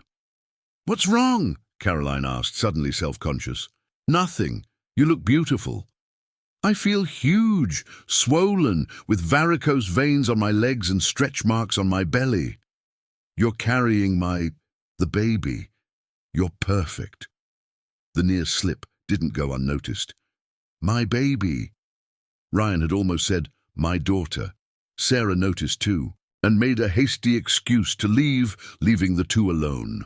"Ryan," Caroline began, setting the clothes aside, "we need to talk." He tensed immediately. "That's never good." "It's nothing bad, I think. It's just that the baby is going to be born in less than 2 months, and we still haven't defined anything." "What do you want to define?" "How it's going to be after she's born. Are you going to keep showing up? Do you want to be really involved? Because she's going to need consistency, not sporadic visits when you have time between meetings." Ryan dropped the screw he was holding and came to sit beside Caroline on the couch. "I want everything. I want to be there when she's born. I want to change diapers at 3 in the morning. I want to see the first smile, the first step, the first word. I want to be her dad. Caroline, for real. Not on paper, not legally, at least not yet if you don't want to, but in practice, day to day." "And what about the biological father, if he comes back?" "He had 7 months to come back. He chose not to do it. But if he shows up, we'll deal with it together, as family." "Family," Caroline repeated, testing the word on her tongue. "Is that what we are?" "It's what I want us to be. You, me, and Helen. and whoever else comes after, if you want more kids in the future." Caroline felt the tears, damn hormones, fill her eyes. "Did you really think about all this?" "I think about it every day. I think about how it will be waking up with you by my side. I think about teaching Helen to ride a bike. I think about lazy Sundays watching bad movies on TV. I think about building a real life, not that empty existence I had. And what if it doesn't work out? What if we find out we're incompatible, that what we had before doesn't exist anymore? Then we figure it out together. But Caroline, I don't want to go back to what we were before. I want something better, something more honest, where I don't hide my fears behind work and you don't hide your needs behind self-sufficiency." Caroline wiped her tears with the back of her hand. "You've become annoyingly mature." "Loneliness. And therapy work wonders." "You do therapy?" "I started 3 months after the divorce. Dr. Smith, not my partner, another Smith, helped me understand that I was using work as an escape mechanism, that I was terrified of disappointing people, so I preferred not to get emotionally involved, that I—" Okay, you don't need to have a therapy session with me right now." Ryan smiled. "You could consider it too. It helps." "I don't have money for therapy." "I'll pay." "No." "Caroline." "No, Ryan, seriously. There are some things I need to do alone. If I decide to do therapy, I'll look for it at the community health clinic. They have psychologists." "All right. Sorry for insisting." They fell silent for a moment, the half-assembled changing table looking like a perfect metaphor for their lives. Under construction, a bit messy but promising. "Ryan, can you finish putting this together? Helen is going to be born before you finish at this pace." "Hey, I'm doing my best. These instructions are in code. They're diagrams. Very confusing diagrams." That night, for the first time, Caroline didn't suggest that Ryan leave. And for the first time, he didn't make excuses to stay. He simply stayed. They slept in separate rooms, but knowing the other was there. And that was enough. For now. The first week of June brought an unexpected surprise. Mrs. Anderson called Caroline directly. She had gotten the number from Ryan, obviously, and invited her to lunch. "Just the two of us," she specified. "No Ryan." Caroline almost declined. But curiosity won. They met at a discreet restaurant in the Upper East Side, the kind of place where executives had business lunches and society ladies had tea. Caroline felt completely out of place in her cheap cotton maternity dress, surrounded by women wearing Chanel and carrying bags that cost more than a year's rent on her apartment. Mrs. Anderson was impeccable as always, wearing a beige tailored suit and the pearl necklace that seemed to be her trademark. "Thank you for coming," she said as Caroline sat down. "I know it wasn't easy. It was a surprise, to be honest. I can imagine. I wasn't exactly welcoming the last time we saw each other." The waitress came to take their order. Mrs. Anderson ordered a Caesar salad. Caroline defiantly ordered chicken parmesan with fries. Once they were alone, Mrs. Anderson got straight to the point. "I owe you an apology." Caroline blinked, surprised. "Apology?" "For the way I treated you. In the car, at the hospital, I was wrong. I was scared, and I projected that fear onto you when you had nothing to do with it." "Mrs. Anderson, call me Helen, please." "Helen," Caroline corrected. "You were protecting your son, I understand." "No, I was trying to control him. There's a difference. I spent the last 20 years trying to control my children, and I lost all of them in the process. Eduardo barely talks. To me, Patricia calls once a year out of obligation. And Ryan was becoming an empty shell. Until you came back." Caroline fell silent, unsure of what to say. "When you and Ryan divorced, I was relieved," Helen admitted, her perfectly manicured hands squeezing the linen napkin. "I thought he would finally focus on what was important, on the business, on the legacy. But I saw my son wither away. I saw him build an empire and lose his soul. And when you came back, when I saw the way he looks at you—" Helen paused, her eyes becoming moist. It was the first time in years that I saw my son truly happy. He still loves the business, loves the work. But he doesn't just love that, and that's the difference. Caroline, I'm not here to ask for your blessing or approval. I'm here to ask for yours, to be in my son's life, to be part of my granddaughter's life. Caroline felt her heart tighten. Your granddaughter? Helen, the baby isn't... She's not biologically my granddaughter, but she will be loved as if she were, if you allow me. Tears came without warning, streaming down Caroline's face, right there in the middle of the fancy restaurant. I didn't expect this. Neither did I. But my therapist, yes, I also started therapy, made me realize that family is about choice, and I choose you and Helen, if you'll accept me. Why? Why now? Helen sighed, and for the first time Caroline saw real vulnerability in that always composed woman. Because I spent the last 30 years building walls around me, protecting the Anderson legacy, keeping up appearances, being the strong widow who didn't need anyone, and I woke up one day realizing I was completely alone. My children fear or avoid me. My friends are just superficial acquaintances, and my husband died without ever really knowing me because I never let him. She paused, wiping delicately from the corner of her eye.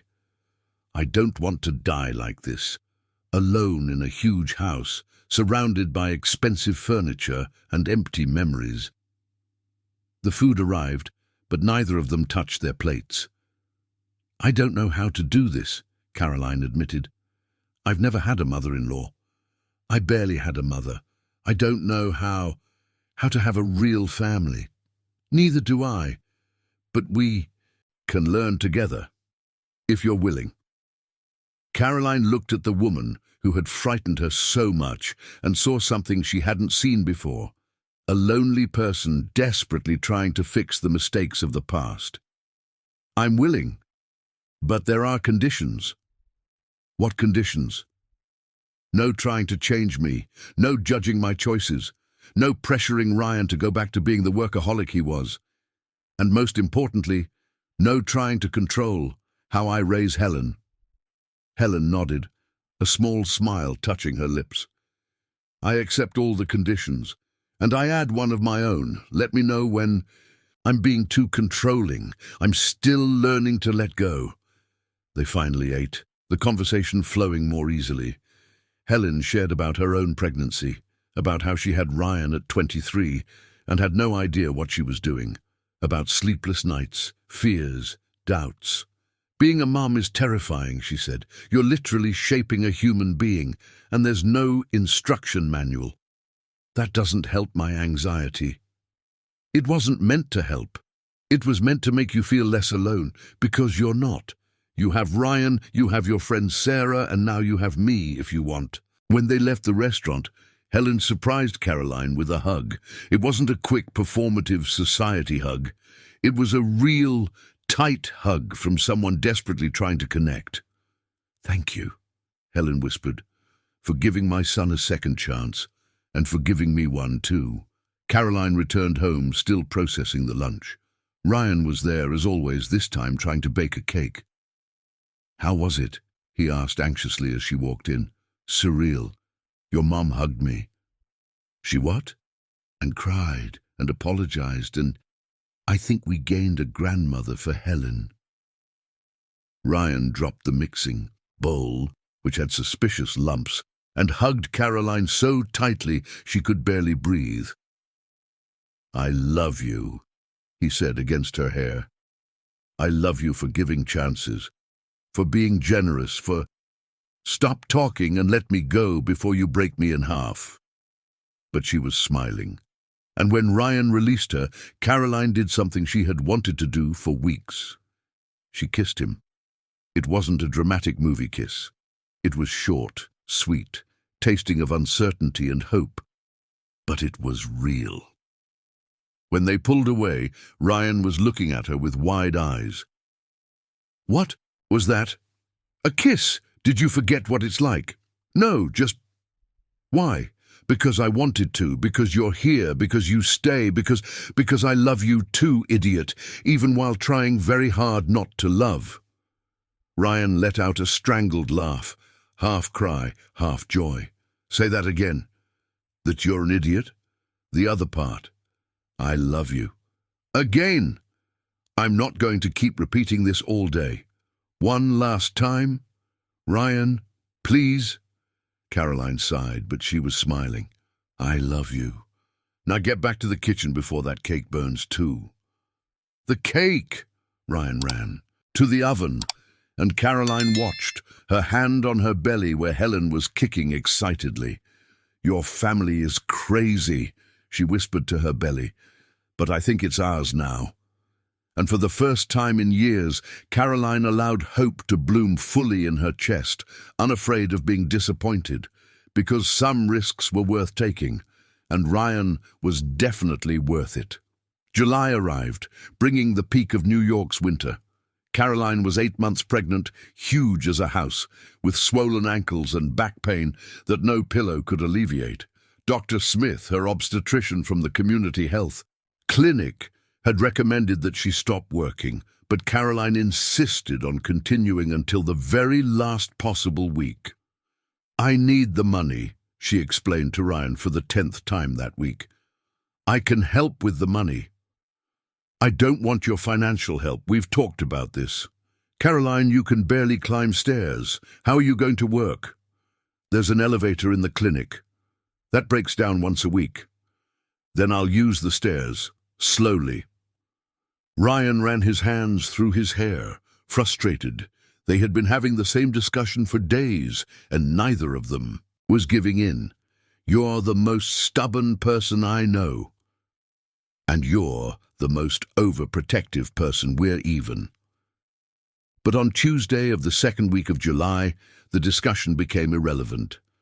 Caroline was at the reception of the clinic when she felt something strange. A contraction too strong, followed by intense pressure in her pelvic area.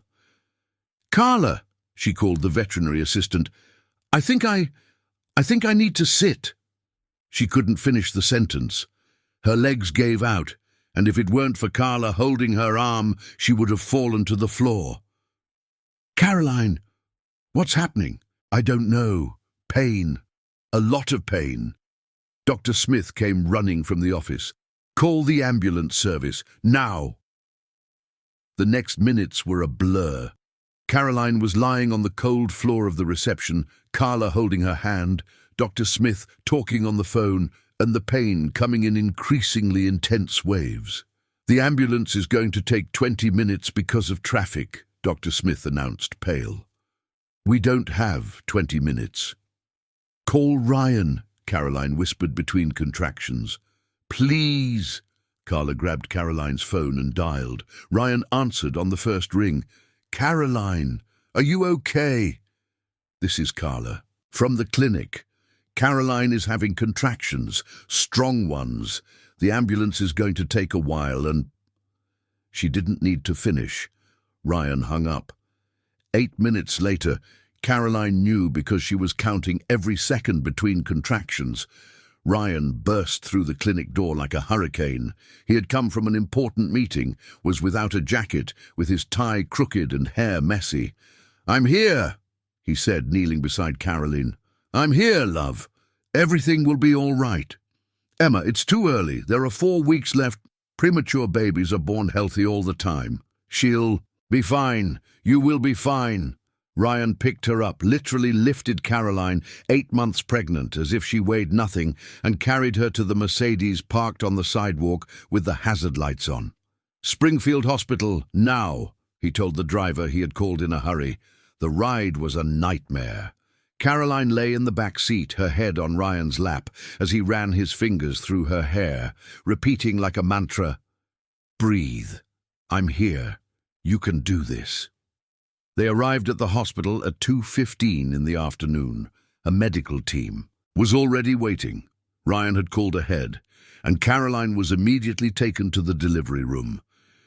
"Sir, you'll need to change into scrubs before entering," a nurse informed Ryan. "How long?" 2 minutes.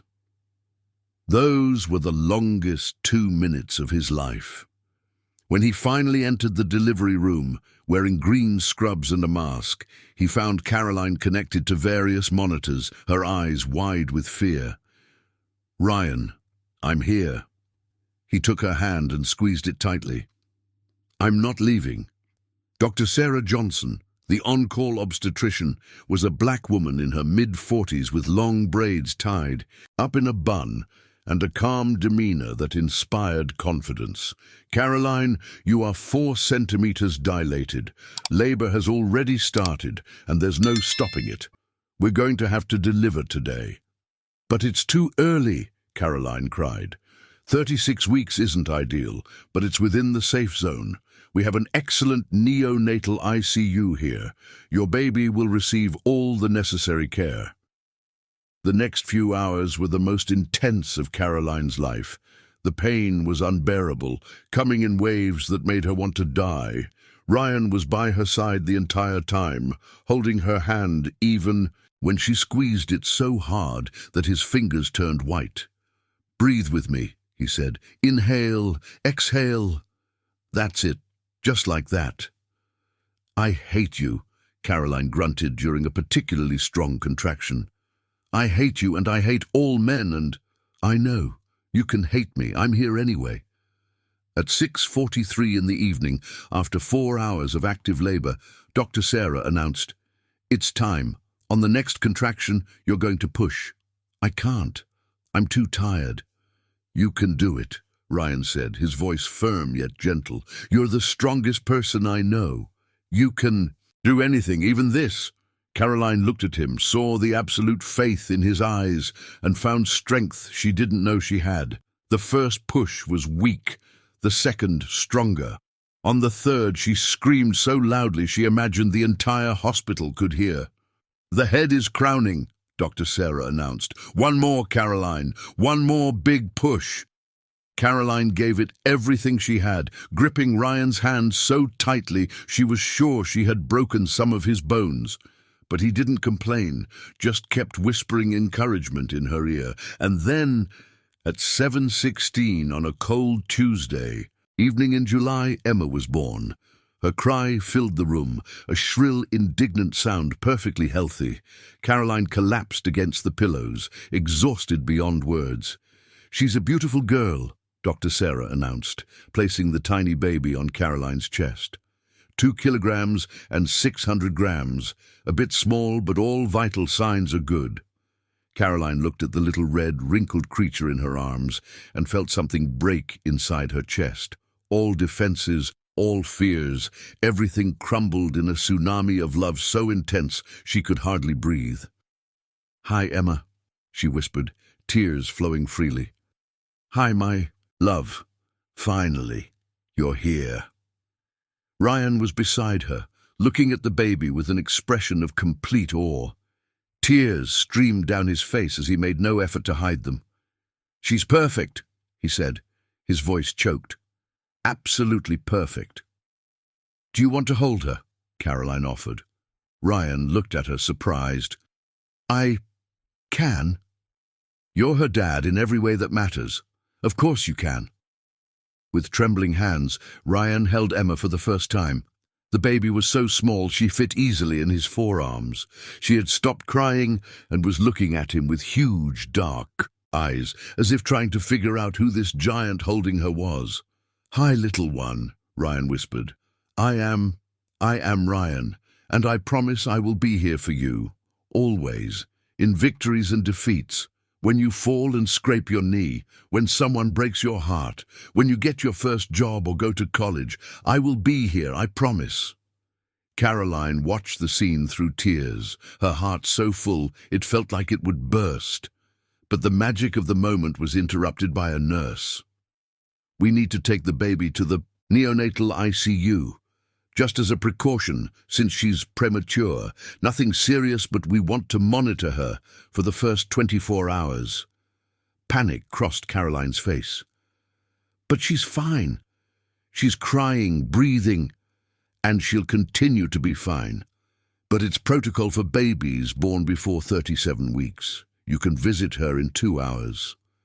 Reluctantly, Ryan handed Emma back to the nurse. The baby left the room in a portable incubator, and Caroline felt as if a part of her had been ripped away. "She'll be fine," Ryan said, returning to Caroline's side and holding her hand. "It's just precaution. What if something happens? What if—" "Nothing will happen. You saw how strong she is, just like her mom." As Caroline rested and recovered, Ryan stepped out to... He made a few calls. First, he called Sarah, who screamed so loudly that he had to pull the phone away from his ear. Then he called his mom. "Mom, Emma was born." The silence on the other end was so long that Ryan thought the call had dropped. "Mom? Is she okay?" "Caroline is okay. Both are fine.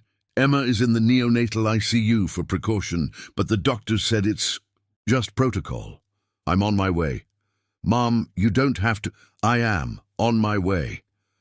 Mrs. Anderson arrived 40 minutes later, carrying a huge bag full of things she had hurriedly bought at a baby store on the way. There were clothes, blankets, diapers, and a ridiculously large teddy bear. "Where is she?" Emma asked as soon as she saw Ryan in the waiting room. "In the ICU. We can see her in half an hour." "And Caroline?" "In the room, resting." "Can I see her?" Ryan took his mom to the room. Caroline was half asleep but opened her eyes when she heard footsteps. "Emma," she greeted, surprised. "Caroline, how are you feeling?" "Like a truck ran over me, several times." Mrs. Anderson let out an unexpected laugh. "That's exactly how it feels. And it only gets worse in the coming days when the milk comes in. You're really uplifting." "Sorry, I've never been good at softening truths." Emma approached the bed, hesitantly. "Can I?" Caroline nodded, and Emma sat on the edge of the bed. "Thank you," the older woman said, "for letting me be part of this, for giving my son a real family." "You're part of this family too, if you want." "I do, more than you can imagine." They talked for a few minutes before Caroline fell asleep from exhaustion. Ryan and Emma went to the neonatal ICU, where they could finally see little Emma through the glass. She was lying in an incubator, wearing only a tiny diaper and a pink cap. She had sensors connected to her chest and a pulse oximeter on her little foot. But she was awake, looking around with curiosity. "She has your eyes," Emma said to Ryan. "She has Caroline's eyes." "No, she has the way of looking, that intensity, like she's trying to understand the whole world at once." Ryan smiled, unable to take his eyes off that tiny creature. "She is my daughter," he said, and it was the first time he spoke those words out loud. "Not biologically, but in every way that matters. She is mine." Emma squeezed her son's arm. "And you will be a wonderful father." "How do you know?" "Because you are here, because you chose to be, and choice, my son, is worth more than blood." That night, Ryan slept in an uncomfortable chair next to Caroline's bed. Every 2 hours, he woke up and went to the ICU to check on Emma. The nurses already knew him by name and let him look through the window as long as he wanted. "She is doing very well," Nurse Joan, a friendly lady in her 50s, said on the third visit of the night.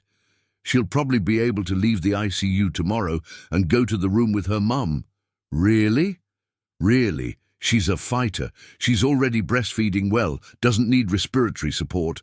It's just a matter of stabilizing her body temperature." Ryan returned to Caroline's room with a lighter heart.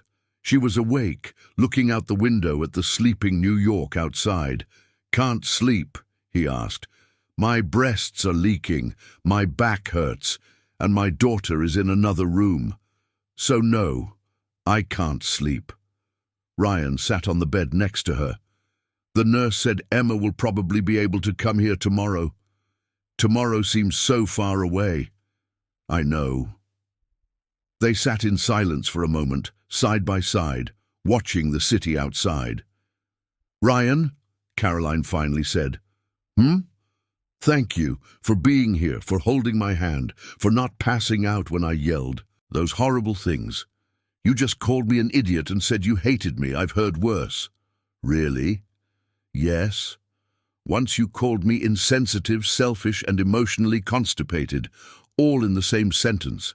Caroline laughed, then grimaced when the movement pulled her stitches.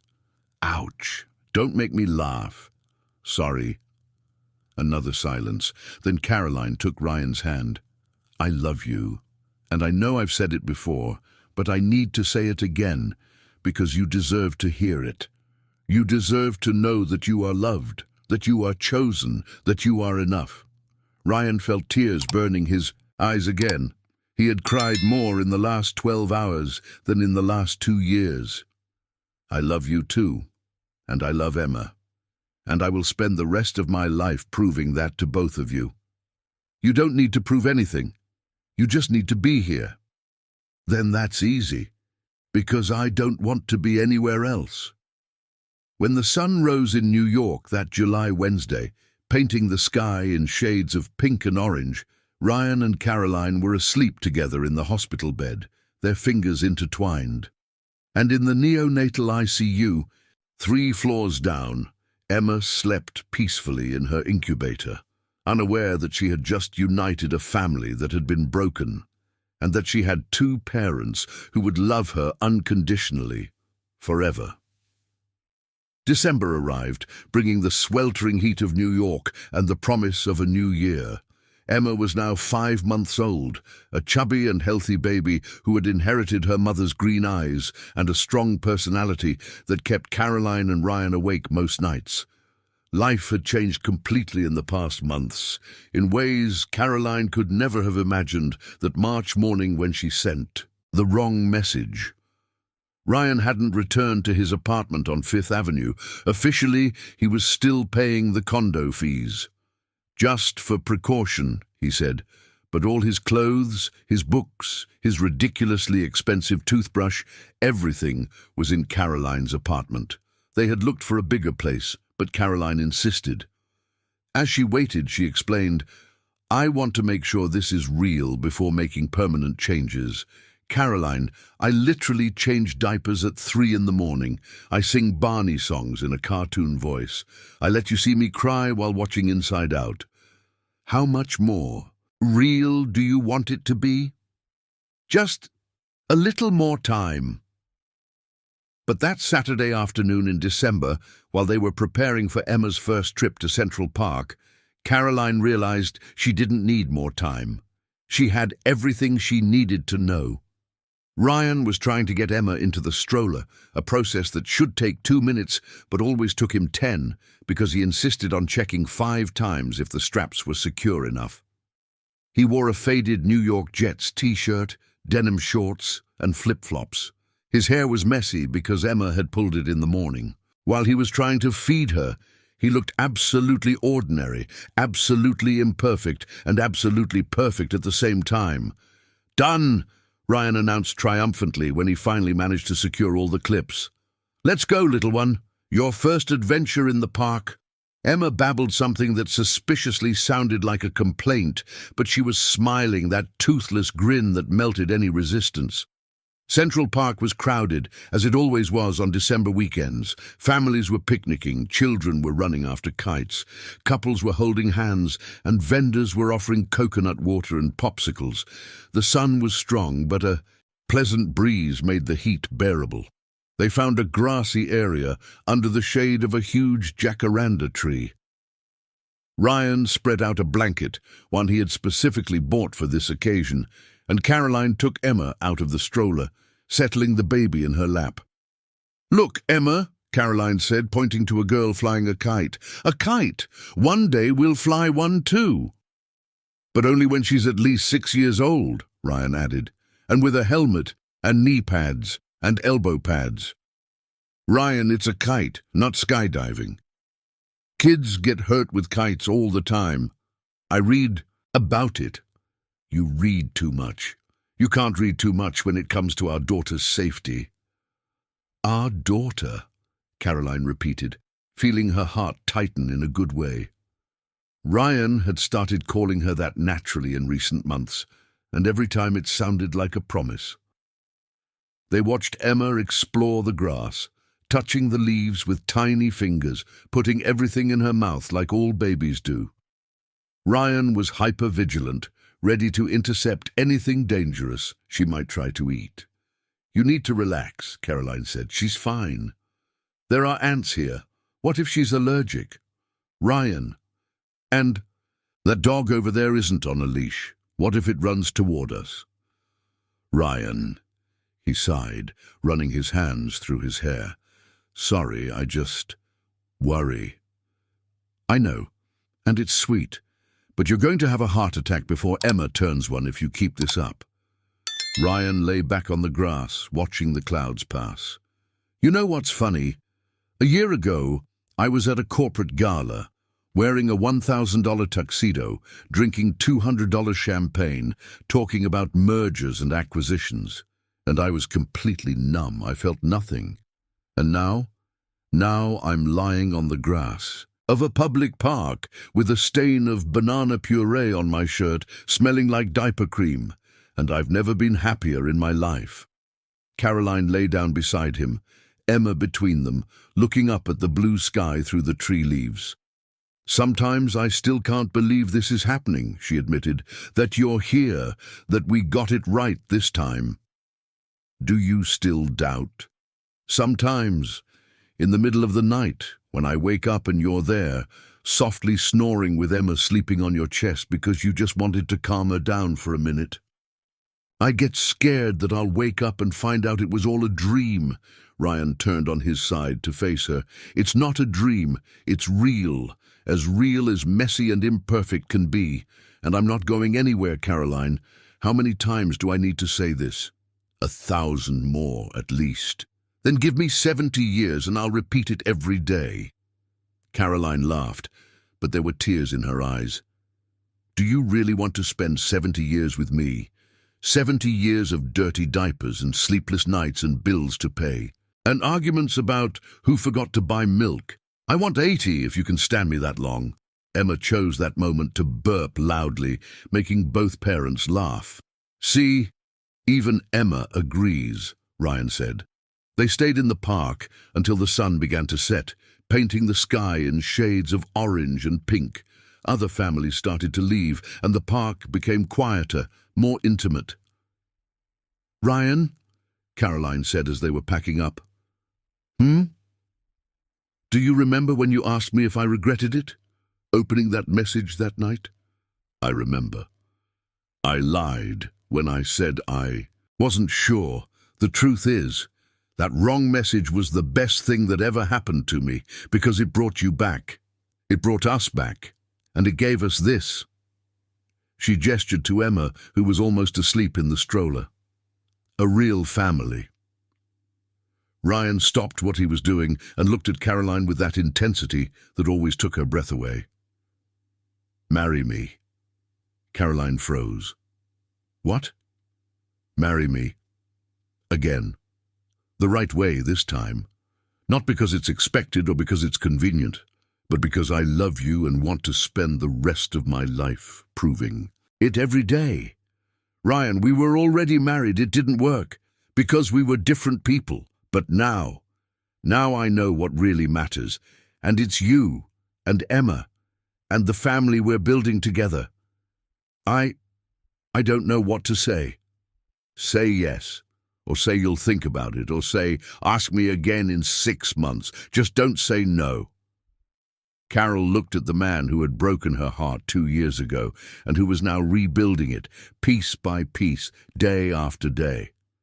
"Ask me again in 6 months, she finally said, "when I'm absolutely sure that you won't wake up one day and realize that this is too much, that we are too much. You will never be too much. You are just enough. 6 months, Ryan.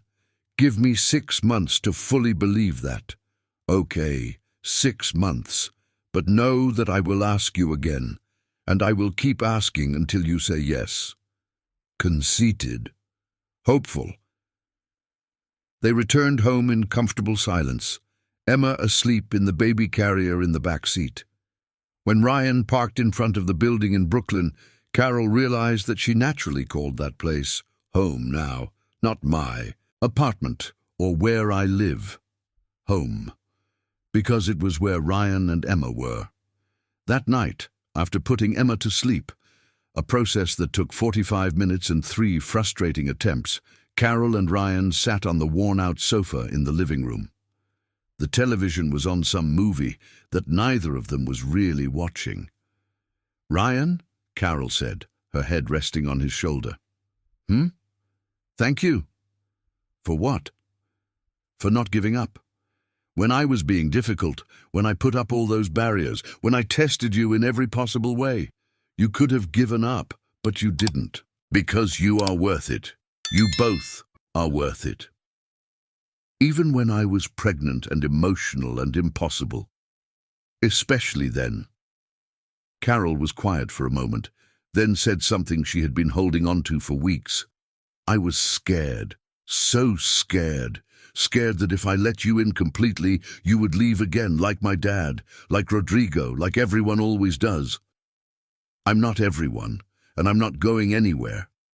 I know. I finally know." Carol lifted her head to look at him. "And you know what else? I don't need 6 months." Ryan tensed, hopeful. No, because I already know the answer." "And what is it?"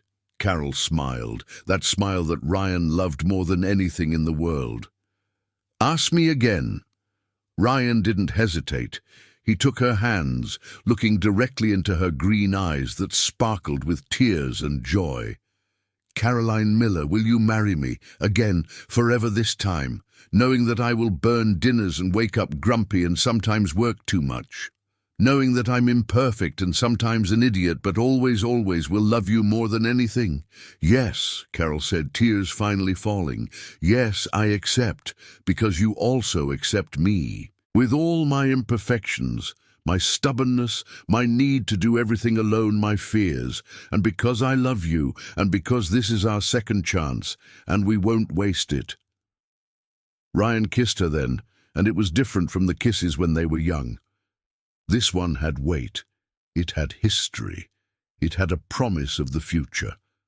When they pulled apart, both were crying and laughing at the same time. "Promise me one thing?" Carol asked. "Anything."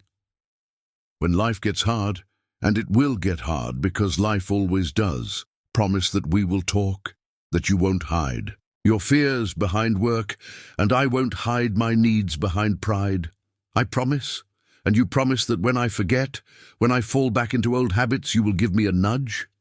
"I promise that, with pleasure." They sealed the agreement with another kiss, and then went to check on Emma, who was peacefully sleeping in her crib, completely unaware that her parents had just officially decided to become a family. The following months were a roller coaster of wedding planning, but unlike the first time, when it had been a big formal event to please the Anderson family, this time they did it their way. The ceremony was in April, almost a year after the accidental message that changed everything.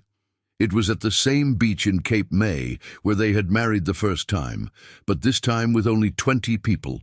Sarah as the maid of honor, Henrique as the best man, Mrs. Anderson who cried throughout the ceremony, a few close friends, and Dr. Smith from the clinic that Carol insisted on inviting. And Emma, of course. At 10 months old, wearing a ridiculously cute white dress that Mrs. Anderson had made for her, sitting on Sarah's lap during the ceremony. Carol wore a simple white lace dress, barefoot in the sand like the first time. Ryan wore light linen pants and a white shirt with the sleeves rolled up. When it came time for the vows, Ryan went first.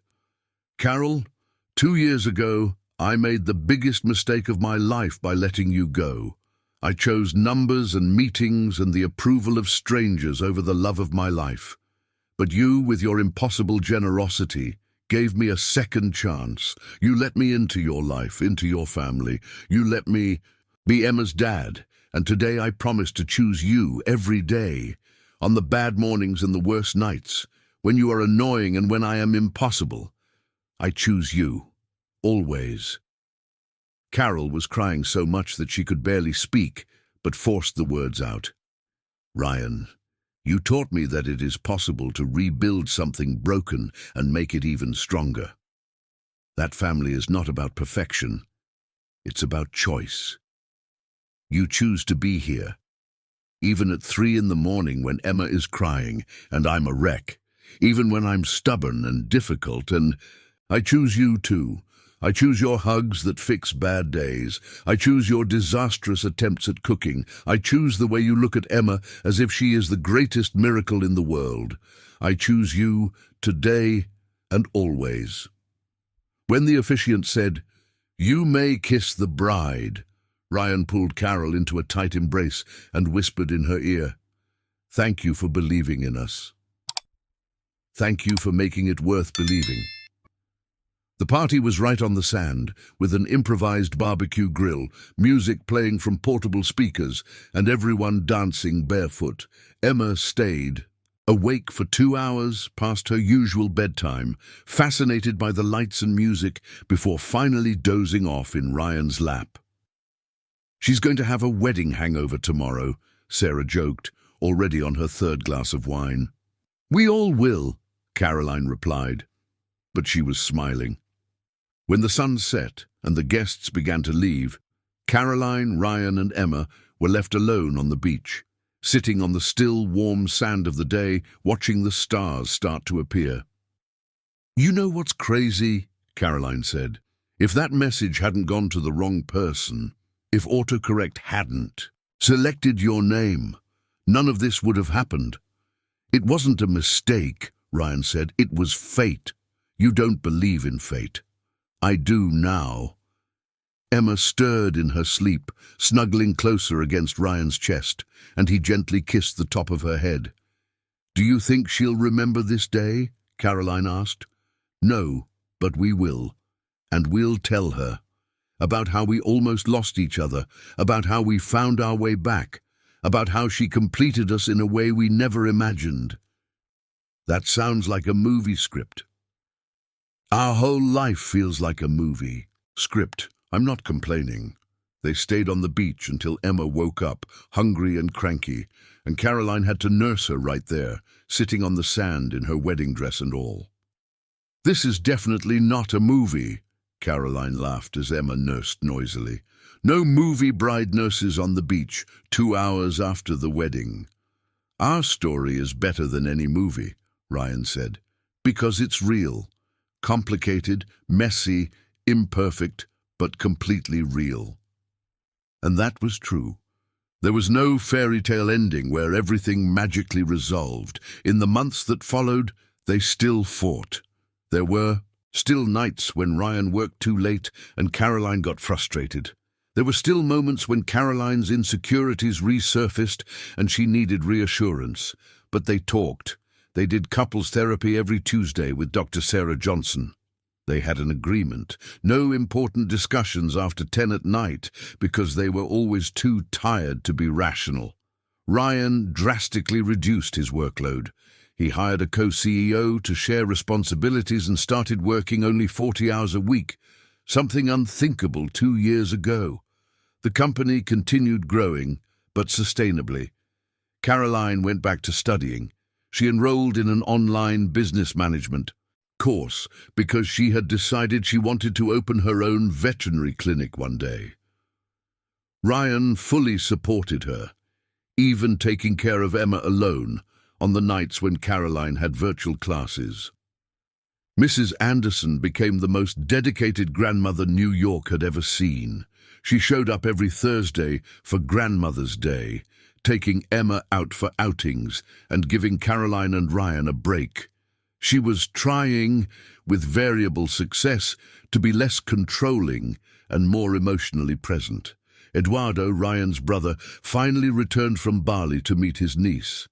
He stayed for 3 weeks, and Caroline realized that he and Ryan were more alike than either of them would like to admit. Both had fled their lives in different ways. And on a particularly chaotic August afternoon, when Emma was 1.5 years old, Throwing a tantrum because Caroline wouldn't let her eat dirt from the plant pot, Caroline had an epiphany. "Ryan," she called while trying to clean dirt from a very indignant Emma's mouth. "Yes," he replied from the kitchen where he was preparing dinner. "Remember that night, in March, when I sent that wrong message? The best night of my life. Yes, I vaguely remember. I was so alone that night, so tired, so scared of getting everything wrong. And now look at us. You're burning dinner again. Emma is trying to bite me. There's a pile of dirty laundry the size of Everest in the bedroom. Are you going somewhere with this or just complaining?" Caroline laughed, wiping more dirt. "I love this. I love all this impossible mess. I love that you still haven't learned to cook properly. I love that Emma is as stubborn as I am. I love that our life is imperfect and chaotic and nothing like I imagined. But it's ours. It's real. It's ours." Ryan appeared in the living room doorway, wearing a ridiculous apron with flamingos, a gift from Sarah, holding a wooden spoon. "I love it too. Every chaotic second of it." And that was the true happy ending. Not perfection, but choice. Choosing every day to be present, to be vulnerable, to be committed. 7 years later, when Emma was 8 and her younger brother Peter was 5, Caroline found that old ultrasound photo tucked away in a box. The first photo of Emma, taken on the day Ryan accompanied her for the first time. "Remember this?" she showed Ryan, who was helping Peter with his math homework. He looked at the photo and smiled. "The day I first saw that my heart could beat outside my chest. You get more cheesy with age. And you get more beautiful. Definitely cheesy." But she was smiling as she put the photo back, along with the hundreds of other memories they had built together. Imperfect memories of an imperfect family that chose to love each other every day. And in the end, the choice was all that mattered.